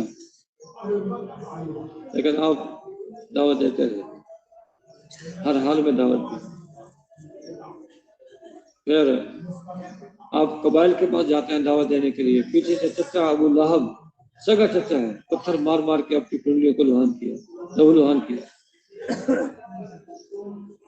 2 دفعہ آپ کی پنڈلیاں لہو لہان ہوئی ہیں. طائف میں جیسے کہ لہو لہان ہوئی ہیں، ایسے چچا نے بھی پتھر مار کے آپ کی پنڈلیوں کو لہو لہان کی. آپ آ کے قوم سے بات کرتے، پیچھے سے ابو لہب آ جاتا ہے. لوگوں تم جانتے ہو یہ میرا بھتیجا ہے، اس کے دماغ میں فرق ہے، اس کی بات نہیں سننا. اور مکے والوں نے اتنا مکر کیا آپ کے ساتھ، اتنا مکر کیا، ایسا مشہور کر دیا نعوذ باللہ یہ مجنون ہے، یہ مسحور ہے، اس کی بات نہ سنو. اور ایک آدمی بہت دور سے آیا، کہا میں اس لیے آیا ہوں میں سحر کا علاج جانتا ہوں، تو کسی پر اثرات ہوں اس کا علاج جانتا ہوں۔ تو مجھے خبر ملی ہے کہ عبد المطلب کا پوتا عبداللہ کا بیٹا وہ اس مرض میں مبتلا ہے، میں آپ کا علاج کرنے کے غرض سے آیا ہوں، اور میں آپ سے کوئی فیس وغیرہ نہیں لوں گا، آپ کا مفت علاج کروں گا۔ آپ مسکرائے اور آپ نے قرآن کی آیتیں پڑھ کے اس کو دعوت دی، اس کا دل بدل گیا، مسلمان ہو گیا، مسلمان ہو گیا۔ تو دعوت میں اللہ نے ایسی قوت رکھی ہے کہ اللہ پاک اس کی برکت سے دلوں کو بدل دیتا ہے۔ تو نبی کی دعوت میں تو کیا قوت ہوگی، نبی جیسے مجاہدوں سے گزرتا ہے اللہ اس کی دعوت میں قوت عطا فرماتا ہے، ایسے ہی دعوت میں قوت پیدا ہوتی ہے مجاہدوں کے بعد۔ آپ علیہ السلام کی دعوت پر چلی ہے تو خوب چلی ہے، تو ہم بھی آپ علیہ السلام کی نقل میں یہ دعوت کا کام کر رہے ہیں، نقل۔ علماء فرماتے ہیں اشبہ بالسنہ، یہ کام سنت کے زیادہ مشابہ ہے۔ نبیوں کی دعوت کیا تھی؟ ان اجری الا علی اللہ، لوگ اجر بدلہ تمہارے سے نہیں چاہتے، وہ تو ہم اللہ سے چاہتے ہیں، تو ہماری بات سنیں۔ اور جنہوں نے پھر نبیوں کی مدد کی اس کا ذکر بھی اللہ نے کر دیا سورہ یاسین میں۔ اللہ نے ایک قوم کی طرف ایک نبی کو بھیجا، انہوں نے بات نہ مانی، دوسرے کو بھیجا، پھر بات نہ مانی، پھر تیسرے کو بھیجا، بات نہ مانی، پھر حبیب نجار ان کی نصرت کے لیے آیا۔ ایک آدمی بستی کے پرلے کنارے سے دوڑتا ہوا آیا اور کہا اے میری قوم بھیجو ہوں کا اتباع کرو، انہوں نے اس کو قتل کر دیا، اللہ پاک نے ان کو جنت میں داخل کر دیا۔ تو پھر ان کو یہ تمنا ہوئی کاش کہ میری قوم کو پتہ لگ جاتا اللہ نے میرا کیا اکرام کیا، چاہا کہ میں دوبارہ جاؤں اور اپنے قوم کو جا کر دوں، پرواہ نہیں، آنے کے بعد دوبارہ نہیں جا سکتا، لیکن اللہ نے ان کی بات پہنچا دی، قرآن میں ذکر کر دیا، اور سورۃ یاسین اور قرآن تو پڑھا جائے گا قیامت تک، تو قیامت تک حبیب نجار کا یہ واقعہ امت کو کھٹکاتا رہے گا کہ انہوں نے نبیوں کے لیے کیسے نصرت کی اور کیسے پھر ان کو تکلیف پہنچائی گئی۔ یہ دین ہمارے تک ان قربانیوں کے ساتھ پہنچا ہے، اب ہماری ذمہ داری ہے اس پہ خود عمل کرتے ہوئے اس کو قیامت تک آنے والے انسانوں تک پہنچانا۔ دعوت جب چلتی ہے، دعوت سے قلوب کے اندر حق کے قبول کرنے کی استعداد پیدا ہوتی ہے، استعداد، جیسے ہل چلانے سے زمین میں بیج کے اگانے کی استعداد پیدا ہوتی ہے، پھر بیج ڈالا جاتا ہے۔ احکامات کی مثال بیج کی طرح ہے، پہلے احکامات اللہ نے نہیں اتارے، پہلے دعوت نبی کو دعوت کا مکلف بنایا، دعوت چلائی، اور یہ مشہور ہے کہ عربوں میں شراب اتنی چلتی تھی بچوں کو گھٹی شراب کی دیتے تھے، اور پرانی سے پرانی شراب جس گھر میں ہوتی تھی وہ بڑا گھر شمار ہوتا تھا۔ اب جب اللہ نے شراب کو حرام کرنے کا ارادہ فرمایا، ایک دم حرام نہیں کی، ایک دم حرام کرتے کوئی بھی نہ مانتا، پہلے نبی سے دعوت دلائی، دعوت دے کے دلوں کی زمین کو نرم کیا ہے، اب پھر کچھ کرنے کے احکامات نازل ہوئے، کچھ نہ کرنے کے احکامات۔ جب شراب کو حرام کرنے کا ارادہ فرمایا تو شروع میں اس کے فوائد اور نقصانات بتلائے کہ شراب میں یہ فائدے ہیں، یہ نقصانات ہیں، اور یہ فرما دیا کہ اس کے نقصانات فائدے سے زیادہ ہیں، نقصانات اس کے زیادہ ہیں، فائدے اس کے تھوڑے ہیں۔ پھر اگلی آیت میں حکم آیا کہ جب نماز کا وقت ہو تو نماز کے قریب شراب نہ پیا کرے۔ پھر تیسری چوتھی آیت نازل ہوئی شراب کی حرمت آ گئی۔ جب شراب کی حرمت آ گئی، اب دلوں کے اندر اللہ کا حکم پورا کرنے کی استعداد پیدا ہو چکی ہے، اب مدینے کی گلیوں میں شراب کا سیلاب آ گیا، ایسے بھائی ہے شراب جن کے پاس زیادہ تھی، اللہ کے نبی نے فلاں جگہ جمع کرو، اس کو اللہ کے نبی نے بہا دیا۔ تو بارش کا پانی جب ہوتا تھا، جب بارش آتی تھی تو مدینے کی گلیوں سے شراب کی بو آتی تھی، اور بارش کے پانی میں شراب کا رنگ ہوتا ہے۔ ایک ایک شراب کا تاجر تھا، وہ بہت ساری شراب خرید کے لایا، اور جب وہ پہنچا تو اس کو خبر ملی کہ شراب حرام ہو گئی ہے، تو بحری جہاز سے اٹھا کے ایک پہاڑی پہ شراب رکھی، آپ کی خدمت میں حاضر ہو گیا۔ اللہ کے رسول میرے لیے کیا حکم ہے؟ میں تو شراب کا تاجر ہوں۔ آپ نے فرمایا اب تو شراب حرام ہو گئی، اس کو بہا دیں، جا کے سارے مشکلیں چیک کر۔ یہ استعداد آج بھی امت کے اندر سے جو کمیاں اور برائیاں ہیں ان کو نکالنے کے لیے دعوت کے سوا کوئی چارہ نہیں۔ دعوت دیں گے امت نماز پہ آئے گی، دعوت دیں گے امت سچ بولنے پہ آئے گی، دعوت دیں گے امت کے اندر صفات پیدا ہوں گی، رذائل دور ہوں گے۔ حضرت امام مالک رحمہ اللہ فرماتے ہیں اس امت کے آخری حصے کی اصلاح اسی طرح ہوگی جس طرح اس امت کے پہلے حصے کی اصلاح ہوگی۔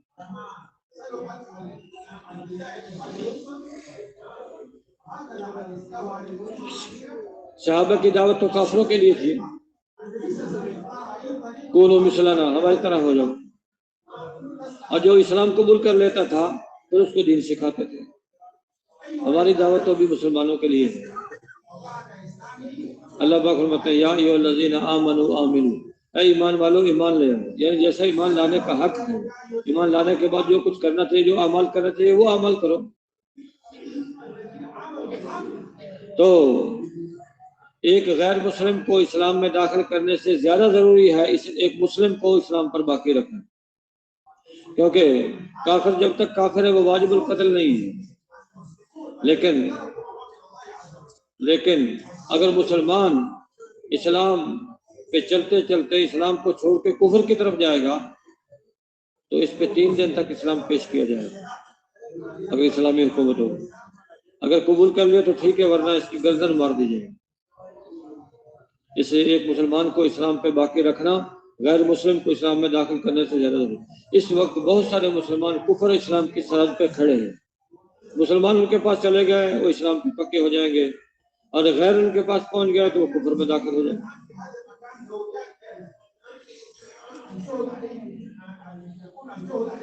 اس وقت یہ ایمان میں قوت پیدا ہوگی تو پھر عبادات کا شعبہ زندہ ہوگا۔ دعوت سے ایمان میں قوت پیدا ہوتی ہے۔ اب ایمانی قوت کی وجہ سے الحمدللہ امت عبادت پہ آ رہی ہے۔ پہلے آدمی نماز شروع کرتا ہے،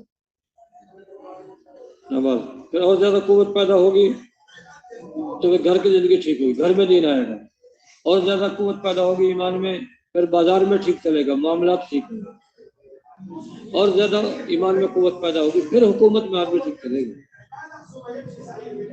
حکومت میں ٹھیک چلنے کے لیے بہت زیادہ مضبوط ایمان کی ضرورت ہے، بہت زیادہ مضبوط ایمان، اور ایمان کی مضبوطی دعوت سے ہوتی ہے، ایمان کی مضبوطی قرآن کی تلاوت سے ہوتی ہے، ایمان کی مضبوطی ذکر سے ہوتی ہے۔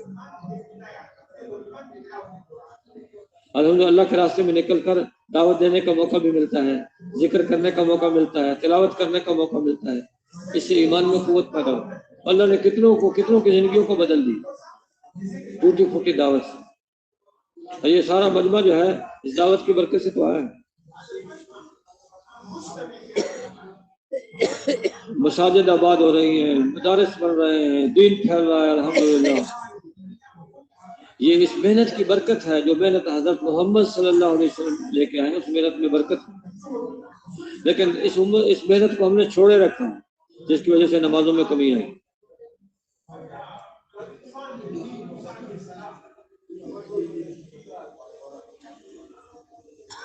جب آدمی دین کی ضرورت محسوس کرے گا پھر دین سیکھے گا نا،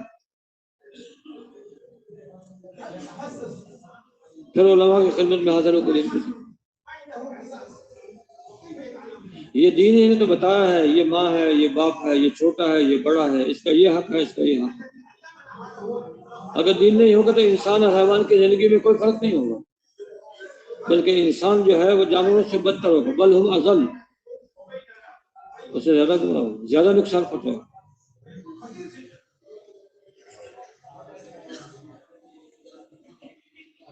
دین کی برکت سے اللہ نے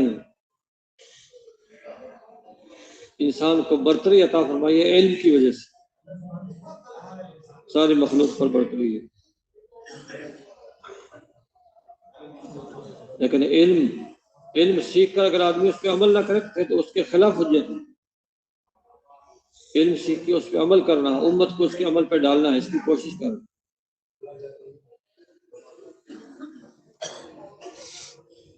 آپ علیہ السلام صحابہ کرام رضی اللہ عنہ کو حضرت ارقم رضی اللہ عنہ کے گھر میں چپکے سے جمع کرتے ہیں، وہاں پر ان کو کسی کو تحیات سکھاتے ہیں، کسی کو سورۃ فاتحہ سکھاتے ہیں، کسی کو درود شریف سکھاتے ہیں، نماز سکھاتے ہیں، دین سکھاتے ہیں۔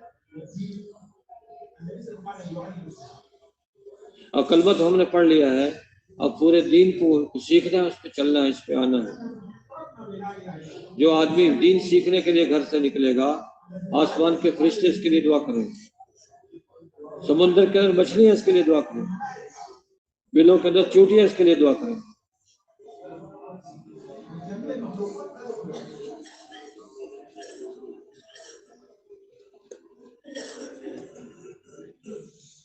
تو دین کو سیکھنا، اس پہ عمل کرنا، اور اس کے عمل کے لیے لوگوں کو تیار کرنا،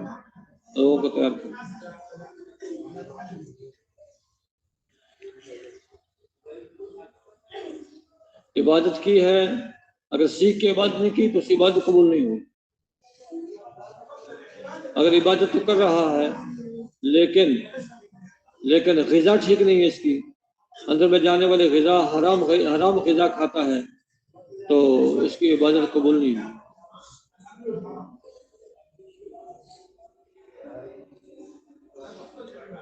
تو دین کو سیکھنا، اس کے مطابق اپنی معاش کو حاصل کرنا، اسے تھوڑے میں برکت ہو جائے گی، تھوڑے میں برکت۔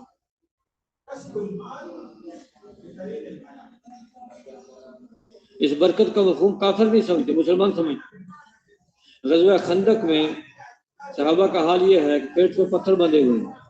ایک شخص سے اللہ کا رسول، بھوک لگی ہے، اپنے پیٹ سے کپڑا اٹھا کے دکھایا تو پیٹ پہ پتھر بندھا ہوا تھا۔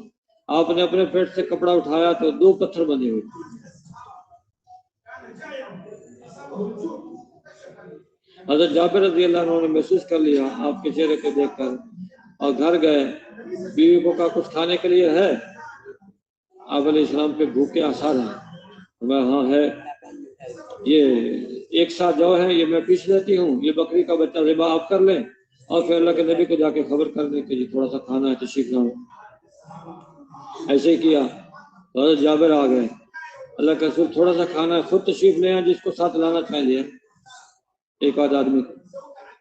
آپ نے اعلان کیا چلو خندق والوں، جابر کے گھر میں دعوت، برکت۔ اب حضرت جابر رضی اللہ عنہ آئے، گھر والوں کو بتایا تو سارے خندق والے آ رہے ہیں۔ بیوی پریشان ہو گئی کہ میں نے عرض نہیں کیا تھا کہ اللہ کے نبی کو بتا دیں تھوڑا سا کھانا ہے؟ کہ نہیں، میں تو عرض کیا تھا لیکن اللہ کے نبی نے خود اعلان فرمایا۔ اچھا، اگر اللہ کے نبی نے اعلان فرمایا پھر پرواہ نہیں، آنے دو۔ آپ نے پیغام بھیجا، میرے آنے سے پہلے ہنڈیا کو چولہے سے نہ اتاریں، میرے آنے سے پہلے روٹی پکانا شروع نہ کریں۔ آپ علیہ السلام تشریف لائے، تھوڑا سا لعاب دہن ہنڈیا میں ڈالا، تھوڑا سا لعاب دہن آٹے میں ڈالا، فرمایا آپ پکاتے جاؤ، کھلاتے جاؤ۔ 10 کو بلاتے گئے اور بلا کے بٹھاتے گئے، کھلاتے گئے، اس کے جاتے دوسرے 10 آ جاتے، دوسرے 10، سارے لشکر، سارے خندق والوں کا پیٹ بھر گیا، کھانا جوں کا توں۔ یہ برکت کب آئی ہے؟ جب دین پہ چلے ہیں، دین کے لیے قربانیاں دی۔ یوں اللہ برکتوں کے دروازے کھولے، آج بھی اللہ برکتوں کے دروازے کھولے، اور اللہ دکھا رہے ہیں۔ لوگ کہتے ہیں یہ تبلیغ والے چلے بھی لگاتے ہیں، ملکوں میں سفر بھی کرتے ہیں، ہمارے گھر کا خرچہ پورا نہیں ہوتا، یہ باہر بھی ہو کے آ جاتے ہیں۔ یہ برکت نہیں تو کیا ہے؟ چھابڑی بیچنے والا ملکوں میں ہو کے آ رہا ہے، ریڑھی لگانے والا اور ملکوں میں ہو کے آ رہا ہے۔ یہ اللہ برکت دکھا رہا ہے، اس کام کی برکت ہے۔ یہ کام ہماری ذمہ داری ہے، آج تک ذمہ داری نہیں سمجھا، یہ ہماری تقصیر ہے۔ اس کام کو ہر دم کرنا ہے، ہر حال میں کرنا ہے۔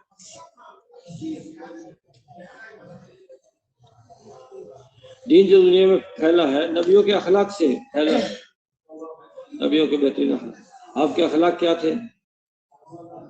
بڑوں بڑوں کو معاف کر دیتے تھے۔ ایک دفعہ آپ ایک درخت کے نیچے آرام فرما ہیں، تلوار درخت پہ لٹکا دی، ایک دشمن آیا، تلوار سوچ کے کہنے لگا میں یمنعکم منی،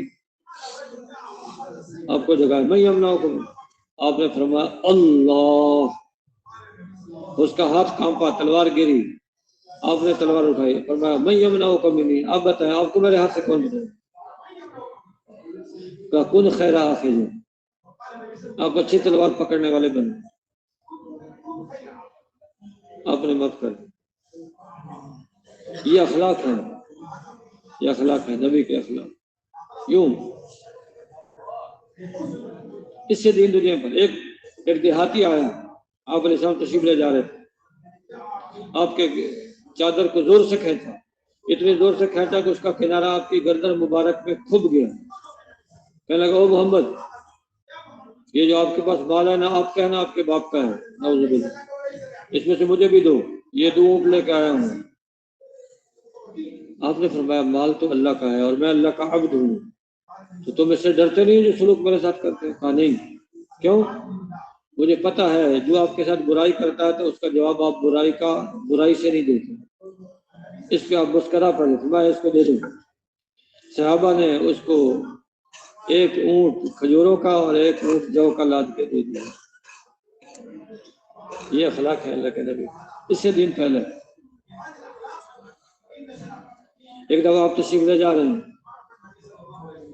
ایک شخص ملنے کے لیے آیا، درختوں کے پاس سے گزرا تو پرندوں کے بولنے کی آواز آ رہی تھی، اندر داخل ہوا، دیکھا چڑیا کے بچوں نے شور مچا رکھا ہے، وہ بچے اٹھایا چادر کے اوپر رکھ لیے اور لے کے چل پڑے، چڑیا آئی سر پہ مڑلانے لگی، میرے بچوں کو چھوڑو، انہوں نے اس سے پلو ہٹایا تو چڑیا ساتھ آ کے بیٹھ گئی، پلو اوپر دے دیا، آپ کے خدمت میں حاضر ہو گئے، اے اللہ کے رسول یہ بچے میں نے پکڑے تو چڑیا کے ساتھ آ کے بیٹھ گئی، آپ نے فرمایا ان کو چھوڑ دو، تو اس نے پلو اٹھایا، چڑیا اڑی اور اس کے قریب بھی بیٹھ کے گئی نہیں۔ آپ علیہ السلام نے ارشاد فرمایا اس چڑیا نے بچوں کی خاطر اپنی آزادی کو قربان کر دیا، فرمایا جہاں سے لائے ہو وہی چھوڑ کے آؤ، وہی چھوڑوا دیا۔ اللہ کے نبی تو پرندوں پہ بھی ظلم پسند نہیں کرتے، رحمت للعالمین ہے، سارے جہانوں کے لیے رحمت ہے، انسانوں کے لیے، پرندوں کے لیے، درندوں کے لیے، چرندوں کے لیے، اور جو آپ کا اتباع کرے گا تو یہ رحمت اس کو بھی حاصل ہوگی، یہ رحمت۔ آج جو اللہ کے نبی والی رحمت کو حاصل کرنا چاہتا ہے، حضرت محمد صلی اللہ علیہ وسلم کے اتباع سے اور رحمت کو حاصل کیا جا سکتا ہے۔ آپ والے اخلاق ان کو اختیار۔ آپ علیہ السلام کے زمانے میں 2 عورتیں تھیں، ایک دن کو روزہ رکھتی، رات کو نفلیں پڑھتی، لیکن پڑوسی تنگ تھے، پڑوسی تنگ۔ اللہ کے نبی سے پوچھا گیا کہ ایک کا یہ حال ہے، دوسری کا حال یہ ہے کہ زیادہ نماز روزہ نہیں کرتی، بس فرض درجے میں کر کے پھر فرض درجے میں نماز روزہ کرتی لیکن پڑوسی خوش ہیں، فرمایا یہ جو پہلی عورت ہے یہ دوزخ میں جائے گی اور دوسری عورت یہ جنت میں جائے گی۔ مخلوق کے ساتھ اچھا سلوک کرنا، لوگوں کے ساتھ بھلائی کرنا، بھلائی، خیر الناس من ینفع الناس، لوگوں میں بہترین وہ ہے جو لوگوں کو نفع پہنچائے۔ ایک بھائی دنیا کا نفع ہے لیکن نفع پہنچا کے، نفع تو پہنچایا ہے، کل کو تانا بھی دے دیا تو وہی تو ہے فلاں موقع بھی تیری مدد کی تھی، تو اجر کو ضائع کر دیا۔ نہیں، نیکی کر کے بھول جائیں، جیسے نیکی کر دریا میں ڈال، بھول جائیں، اس کا بدلہ اللہ سے چاہتے ہیں، لوگوں سے جزاک اللہ بھی نہیں چاہتے۔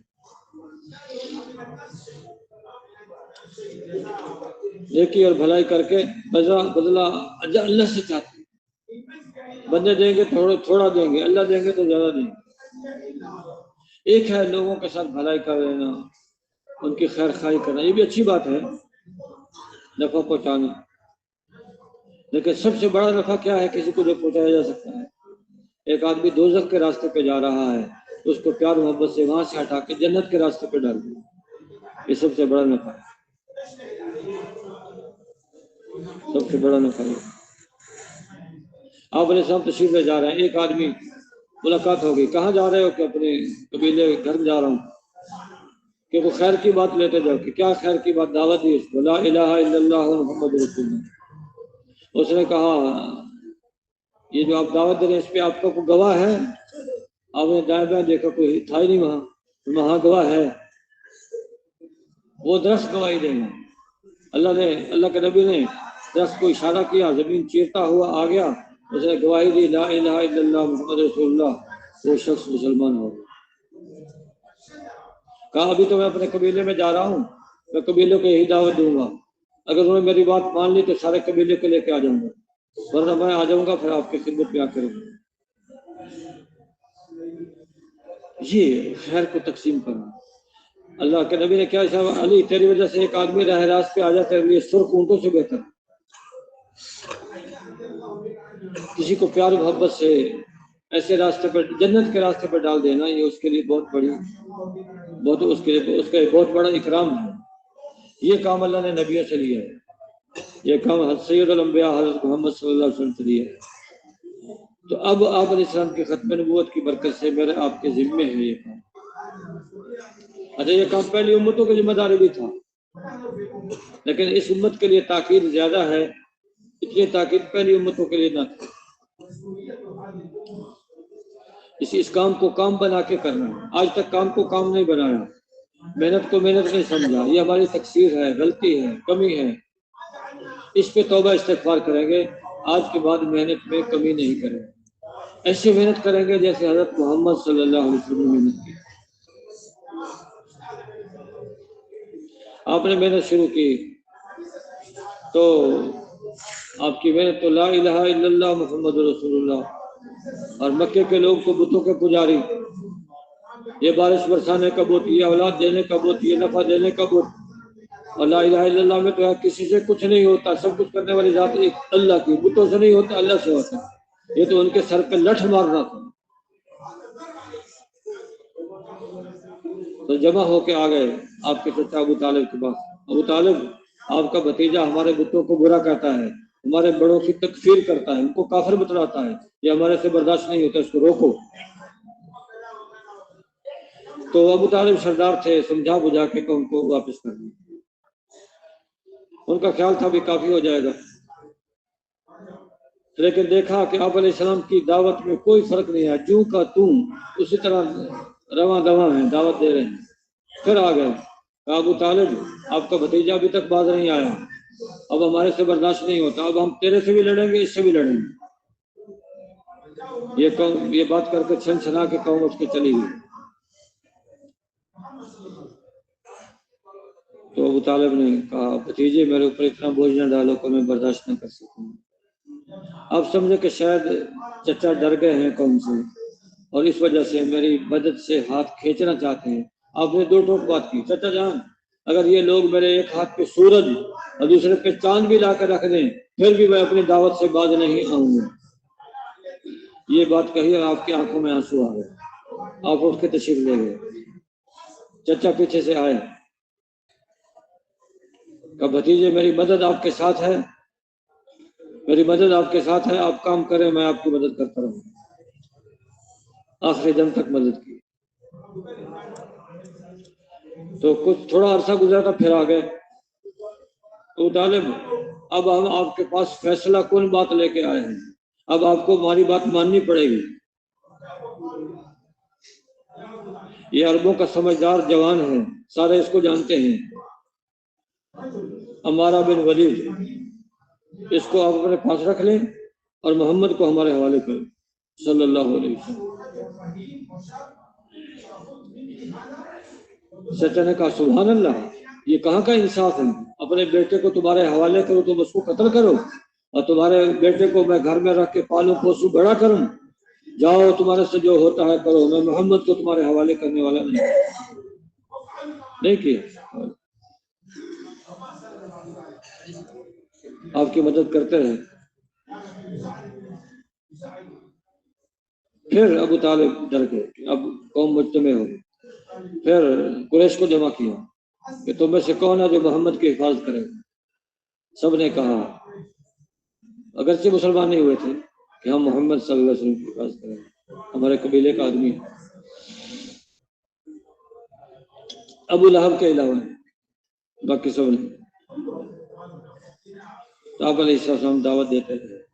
پھر جب چچا ابو طالب کا انتقال ہو گیا، پھر دشمنوں نے تکلیفیں پہنچانا شروع کی۔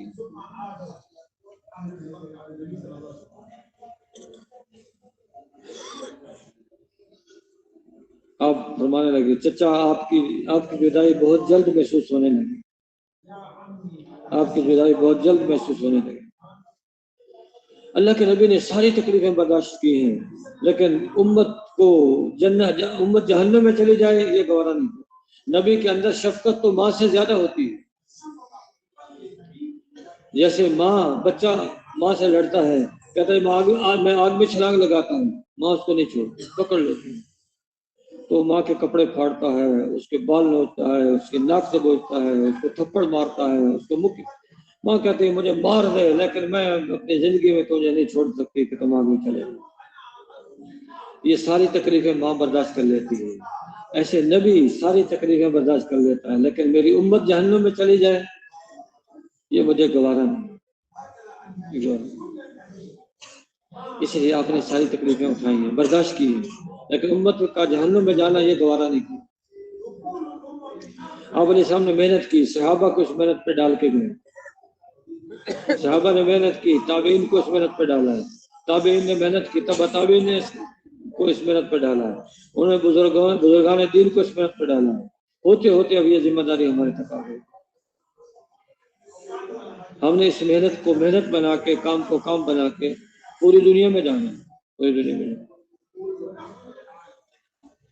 ایک آدمی تبلیغ سے پہلے ایک آدمی نماز روزہ کرتا، اولاد کو حق حلال پکا کے کھلاتا، مطمئن تھا کہ الحمدللہ میں دین پہ چل رہا ہوں۔ یہ تو تبلیغ والوں کو اللہ جزائے خیر عطا فرمائے، اللہ ان کا بھلا کرے، ان کی برکت سے امت کو پتہ لگ گیا ہماری ذمہ داری کیا ہے۔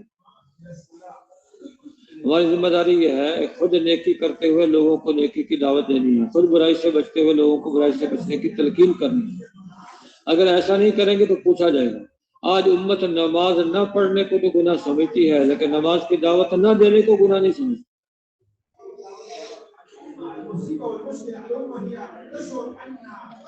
تو جیسے اپنی عبادت ذمہ ہے، ایسے دوسروں کی فکر بھی ذمہ ہے۔ وہ بنی اسرائیل کے عابد کو اللہ نے کیوں عذاب دیا؟ اسے تو ایسی عبادت کی کہ پل جھپکنے کے مقدار بھی اللہ کی نافرمانی نہیں کی۔ اللہ نے حکم دیا فرشتے کو کہ اس کو الٹو، اس بستی کو عابد سمیت الٹ دو۔ باری تعالیٰ اس کے اندر تو بڑا نیک شخص ہے کہ کیا جواب دے؟ یہ جواب دیا فَإِنَّ وَجْهَهُ لَمْ يَتَمَعَّرْ فِيهَا سَاعَةً قَطُّ، اس لیے کہ اس کا چہرہ کبھی میرے بارے میں تھوڑی دیر کے لیے بدلا نہیں۔ اپنی عبادت کمال درجے کی کی، حدیثوں کی فکر بالکل نہیں کی، اس لیے اس کو بستی سمیت الٹ کی۔ قیامت میں الگ ہو جائے گا وہ، جبکہ تاکید اتنی نہیں، اتنی تاکید سمت کی۔ بھائیو اگر ہمارے پاس ایک آدمی نماز نہیں پڑھتا، ہم سب کی ذمہ داری ہے۔ ایک آدمی دین پہ نہیں چلتا، ہم سب کی ذمہ داری ہے۔ تو اس محنت کو سیکھنے کے لیے، ذمہ داری کو ادا کرنے کے لیے اللہ کے راستے میں نکلیں، اور یہ محنت سیکھتے سیکھتے سیکھی جاتی ہے۔ دائی دعوت دیتے دیتے دائی بنتا ہے۔ تو خالی 4 مہینے چلے کی بات نہیں ہے، یہ تو جیسے حضرت ابوبکر صدیق رضی اللہ تعالیٰ عنہ نے جب تک امت اس سطح پہ دین، جب امت جو دور ہو چکی تھے دین سے، تو جب تک دین کی وہ سطح قائم نہیں ہو گئی جس سطح کو آپ علیہ السلام چھوڑ کے گئے تھے، حضرت ابوبکر صدیق رضی اللہ تعالیٰ عنہ محنت میں لگے ہوئے۔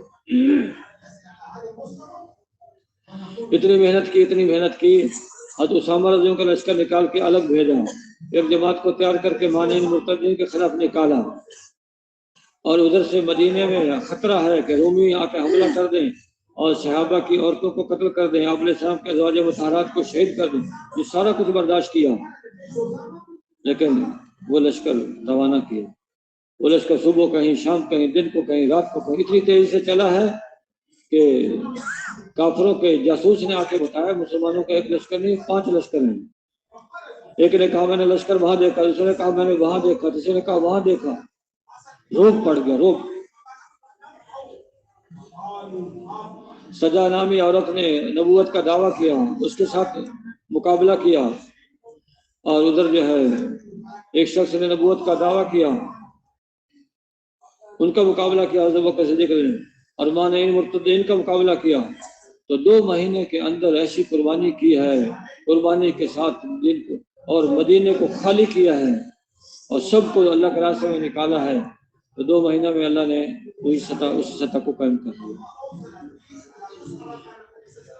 اور یوسف اللہ کے بیان میں ہے کہ حضرت بکر صدیق رضی اللہ عنہ کا جو زمانہ ہے وہ بگڑے ہوئے نقشے کو بنانے کا زمانہ ہے، اور حضرت عمر رضی اللہ عنہ کا زمانہ بنے ہوئے نقشے کو چلانے کا زمانہ ہے، تو بھائی ابھی نقشہ بگڑا ہوا ہے۔ جیسے آپ علیہ السلام کی وفات پر کچھ لوگوں نے ارتداد اختیار کیا تھا، آج بھی امت کے اندر یہ چیز پائی جا رہی ہے۔ تو قربانی کی ضرورت ہے، قربانی دین محنت سے آیا ہے، قربانی سے آیا ہے، قربانی سے باقی رہے گا، قربانی سے کھا لے گا، تو اس کی قربانی کے لیے تیار ہے انسان۔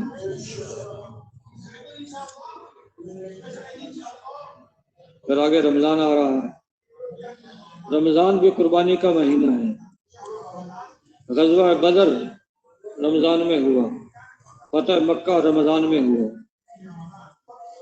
جب دعوت اپنے زور سے چلتی ہے تو پھر اللہ ہوائی جہاز سے تیز رفتاری کے ساتھ دین کو پھیلاتا ہے۔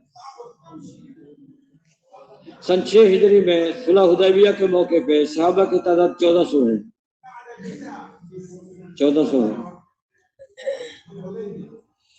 اور پھر 2 سال کے بعد اس کے 2 سال کے بعد غزوہ تبوک ہوئی، پھر 2 سال کے بعد فتح مکہ ہوا سن 8 ہجری میں، تو صحابہ کی تعداد 10,000 ہے۔ پھر 1 سال کے بعد غزوہ تبوک ہوا تو مسلمانوں کی تعداد صحابہ کی تعداد 30,000 ہے۔ پھر 1 سال کے بعد سن 10 ہجری میں حجۃ الوداع کا موقع ہے تو صحابہ کی تعداد 1.25 لاکھ ہے۔ اس سے دین بڑھتا گیا، پھیلتا گیا۔ جب قربانی کے ساتھ حق کی آواز لگائی جاتی ہے تو یوں اللہ کا حق کو پھیلاتا ہے۔ آج بھی بھائیوں ٹوٹی پھوٹی محنت ہو رہی ہے، اس کا نتیجہ اللہ دکھا رہے ہیں، تو صحیح طور سے اس محنت کو کرنا ہے۔ یہ محنت کو چلے 4 مہینے کے لیے نہیں ہے، عمر بھر کے لیے ہم آپ علیہ السلام کی امتی ہیں، اللہ کے بندے ہیں، ایسے عمر بھر کے لیے یہ محنت ہماری محنت ہے، یہ کام ہمارا کام ہے، اس کو کرنے کے لیے تیار ہے انشاءاللہ۔ چلے تو اس لیے مانگے جاتے ہیں، امت کا رخ جب دنیا کی طرف ہو گیا، علماء نے دیکھا ایک دم ان کو کہ رخ پھیرو دنیا سے دین کی طرف آ جاؤ تو مشکل ہے، کہ چلو تھوڑا تھوڑا ان کو تھوڑا تھوڑا کر کے متوجہ کرو، شاید یہ متوجہ ہو۔ چلو زیادہ وقت نہیں دیتے، چلا لگا دو، 4 مہینے لگا دو، سال دے دو، 7 مہینے دے دو، نہیں بھائیو، کھانا پینا بیوی سواری یہ تو ضرورت ہے، مقصد دین ہے، تو دین پہ آنا ہے۔ جب دین پہ آئیں گے تو اللہ کی مدد ساتھ ہوگی، دین پہ آئیں گے اللہ کی مدد ساتھ ہوگی۔ اور دائی کے قول کو اللہ پاک نے فرمایا ہے، دنیا کے اندر سب سے بہترین بات ہے تو دائی کی بات، اس سے اونچی بات، اس سے بہتر بات کسی کی نہیں ہے۔ وَمَنْ أَحْسَنُ قَوْلًا مِّمَّنْ دَعَا إِلَى اللَّهِ، اس سے بہتر کس کی بات ہو سکتی ہے جو لوگوں کو اللہ کی طرف بلائے۔ بادشاہ کی بات کو، وزیر کی بات کو بہتر نہیں کہا، دائی کی بات کو بہتر کہا، آسن کہا۔ اور اللہ کے نبی کا صحیح حدیث ہے، اللہ کے نبی کا فرمان ہے کہ ایک آدمی ساری عمر سے گھر میں رہ کے نیک اعمال کر رہا ہے، اور دوسرا آدمی اللہ کے راستے میں نکل کے تھوڑی دیر کے لیے کھڑا ہوا، کہ اللہ کے راستے میں نکل کے کھڑا ہونے والا گھر میں رہ کے ساری عمر کے نیک اعمال کرنے والے سے افضل ہے۔ اس کے قریب قریب دوسری حدیث ہے، وہ بھی صحیح حدیث ہے، فرمایا ایک آدمی لیلۃ القدر میں حجر اسود کے سامنے کھڑے ہو کر مشغول عبادت ہے، اور دوسرا آدمی اللہ کے راستے میں نکلا ہوا ہے، اللہ کے راستے میں نکلنے والا لیلۃ القدر میں حجر اسود کے سامنے کھڑے ہو کر عبادت کرنے والے سے افضل ہے۔ اس کا تعلق اس کی ذات کے ساتھ ہے، اللہ کے راستے میں نکلنے والے کا تعلق پوری امت کے ساتھ ہے، اس سے پوری امت کی دینی سطح بلند ہوگی۔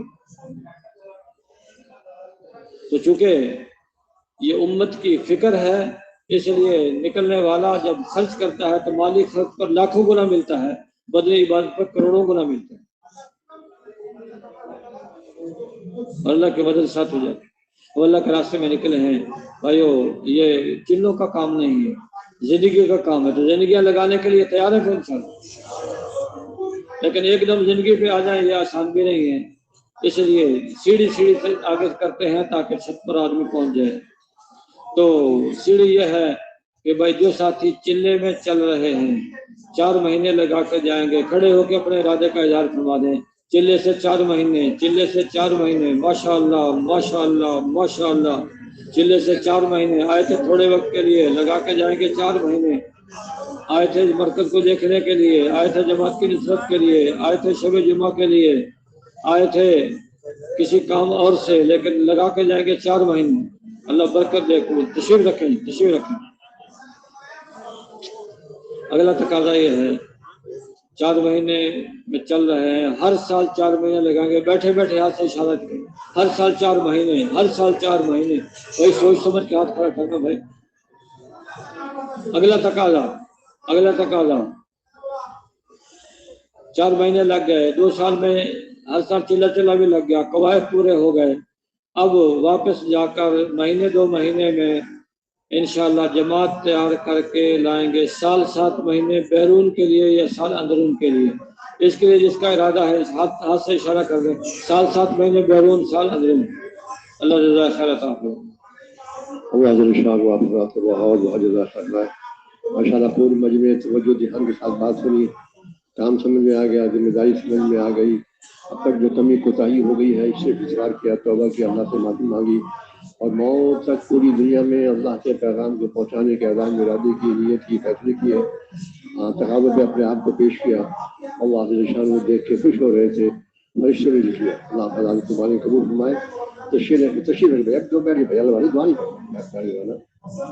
ہم تشریف رکھیں، بیٹھ جاؤ۔ تشریف انشاءاللہ 9:30 بجے ہوگی، 9:30 بجے نیچے مسجد میں ستون نمبر 131 پر ہمارے مہمان آئے ہیں، جماعت بنے گی۔ ہندوستان کی نصرت کا تقاضا ہے، دور سے دور کا تقاضا ہے، شمال والے، جنوب والے، کم اوقات والے، لمبے اوقات والے، ساری ترتیب قابو آ جائے گی، آپ کو بھی آسانی ہوگی، تشریف والوں کو آسانی ہوگی۔ 9:30 بجے نیچے مسجد میں ستون نمبر 131 کی تشریف ہے۔ جو جماعتیں اللہ کے راستے میں گئی تھی، کام کر کے واپس آئی ہیں، دفعی انشاءاللہ کارگزاری کے حلقے لگ جائیں گے، حلقے میں تشریف لائیں، اپنی کارگزاری سنا دیں۔ جو جماعتیں کل بن گئی تھی آج اللہ پاک کے راستے میں جائیں گی، ان جماعتوں کے لیے اسی منبر سے 10 بجے انشاءاللہ روانگی کی بات ہوگی۔ ذمہ دار بھائی ساتھیوں کو وقت سے پہلے جمع کر لیں تاکہ وقت کے بعد شروع ہو جائے۔ ہر سال 4 مہینے کو ماشاءاللہ سبھی نے ارادہ کیا، اللہ تعالیٰ کی قربانی قبول فرمائے۔ مغرب کی نماز کے بعد نیچے مسجد میں ستون نمبر 146 میں تشریف لائیں، تشریف لائے بھائی موجود ہوں گے، انشاءاللہ کی ترتیب بنائیں گے۔ پھر بھائی راوین میں ہمارے یہ 2 ہی کام ہے، ہر اجتماعی عمل میں شروع سے آخر تک توجہ دھیان کے ساتھ بات سننا، اور جو بات عرض کی جاری ہے پھر خود بھی آنا، اور ایک دوسرے بھائی کو دور سے دور اگلے سے تقاضے تیار کرنا۔ ہمارے یہاں ماحول ہو، دعوت دے رہے ہوں، دعوت سن رہے ہوں، دعوت دے رہے ہوں، دعوت سن رہے ہوں، کوشش فرمائیں گے انشاءاللہ جی۔ اب دعا پڑھ لیں، سبحان اللہ بحمدہ، سبحانک اللہم وبحمدک، اشہد ان لا الہ الا انت۔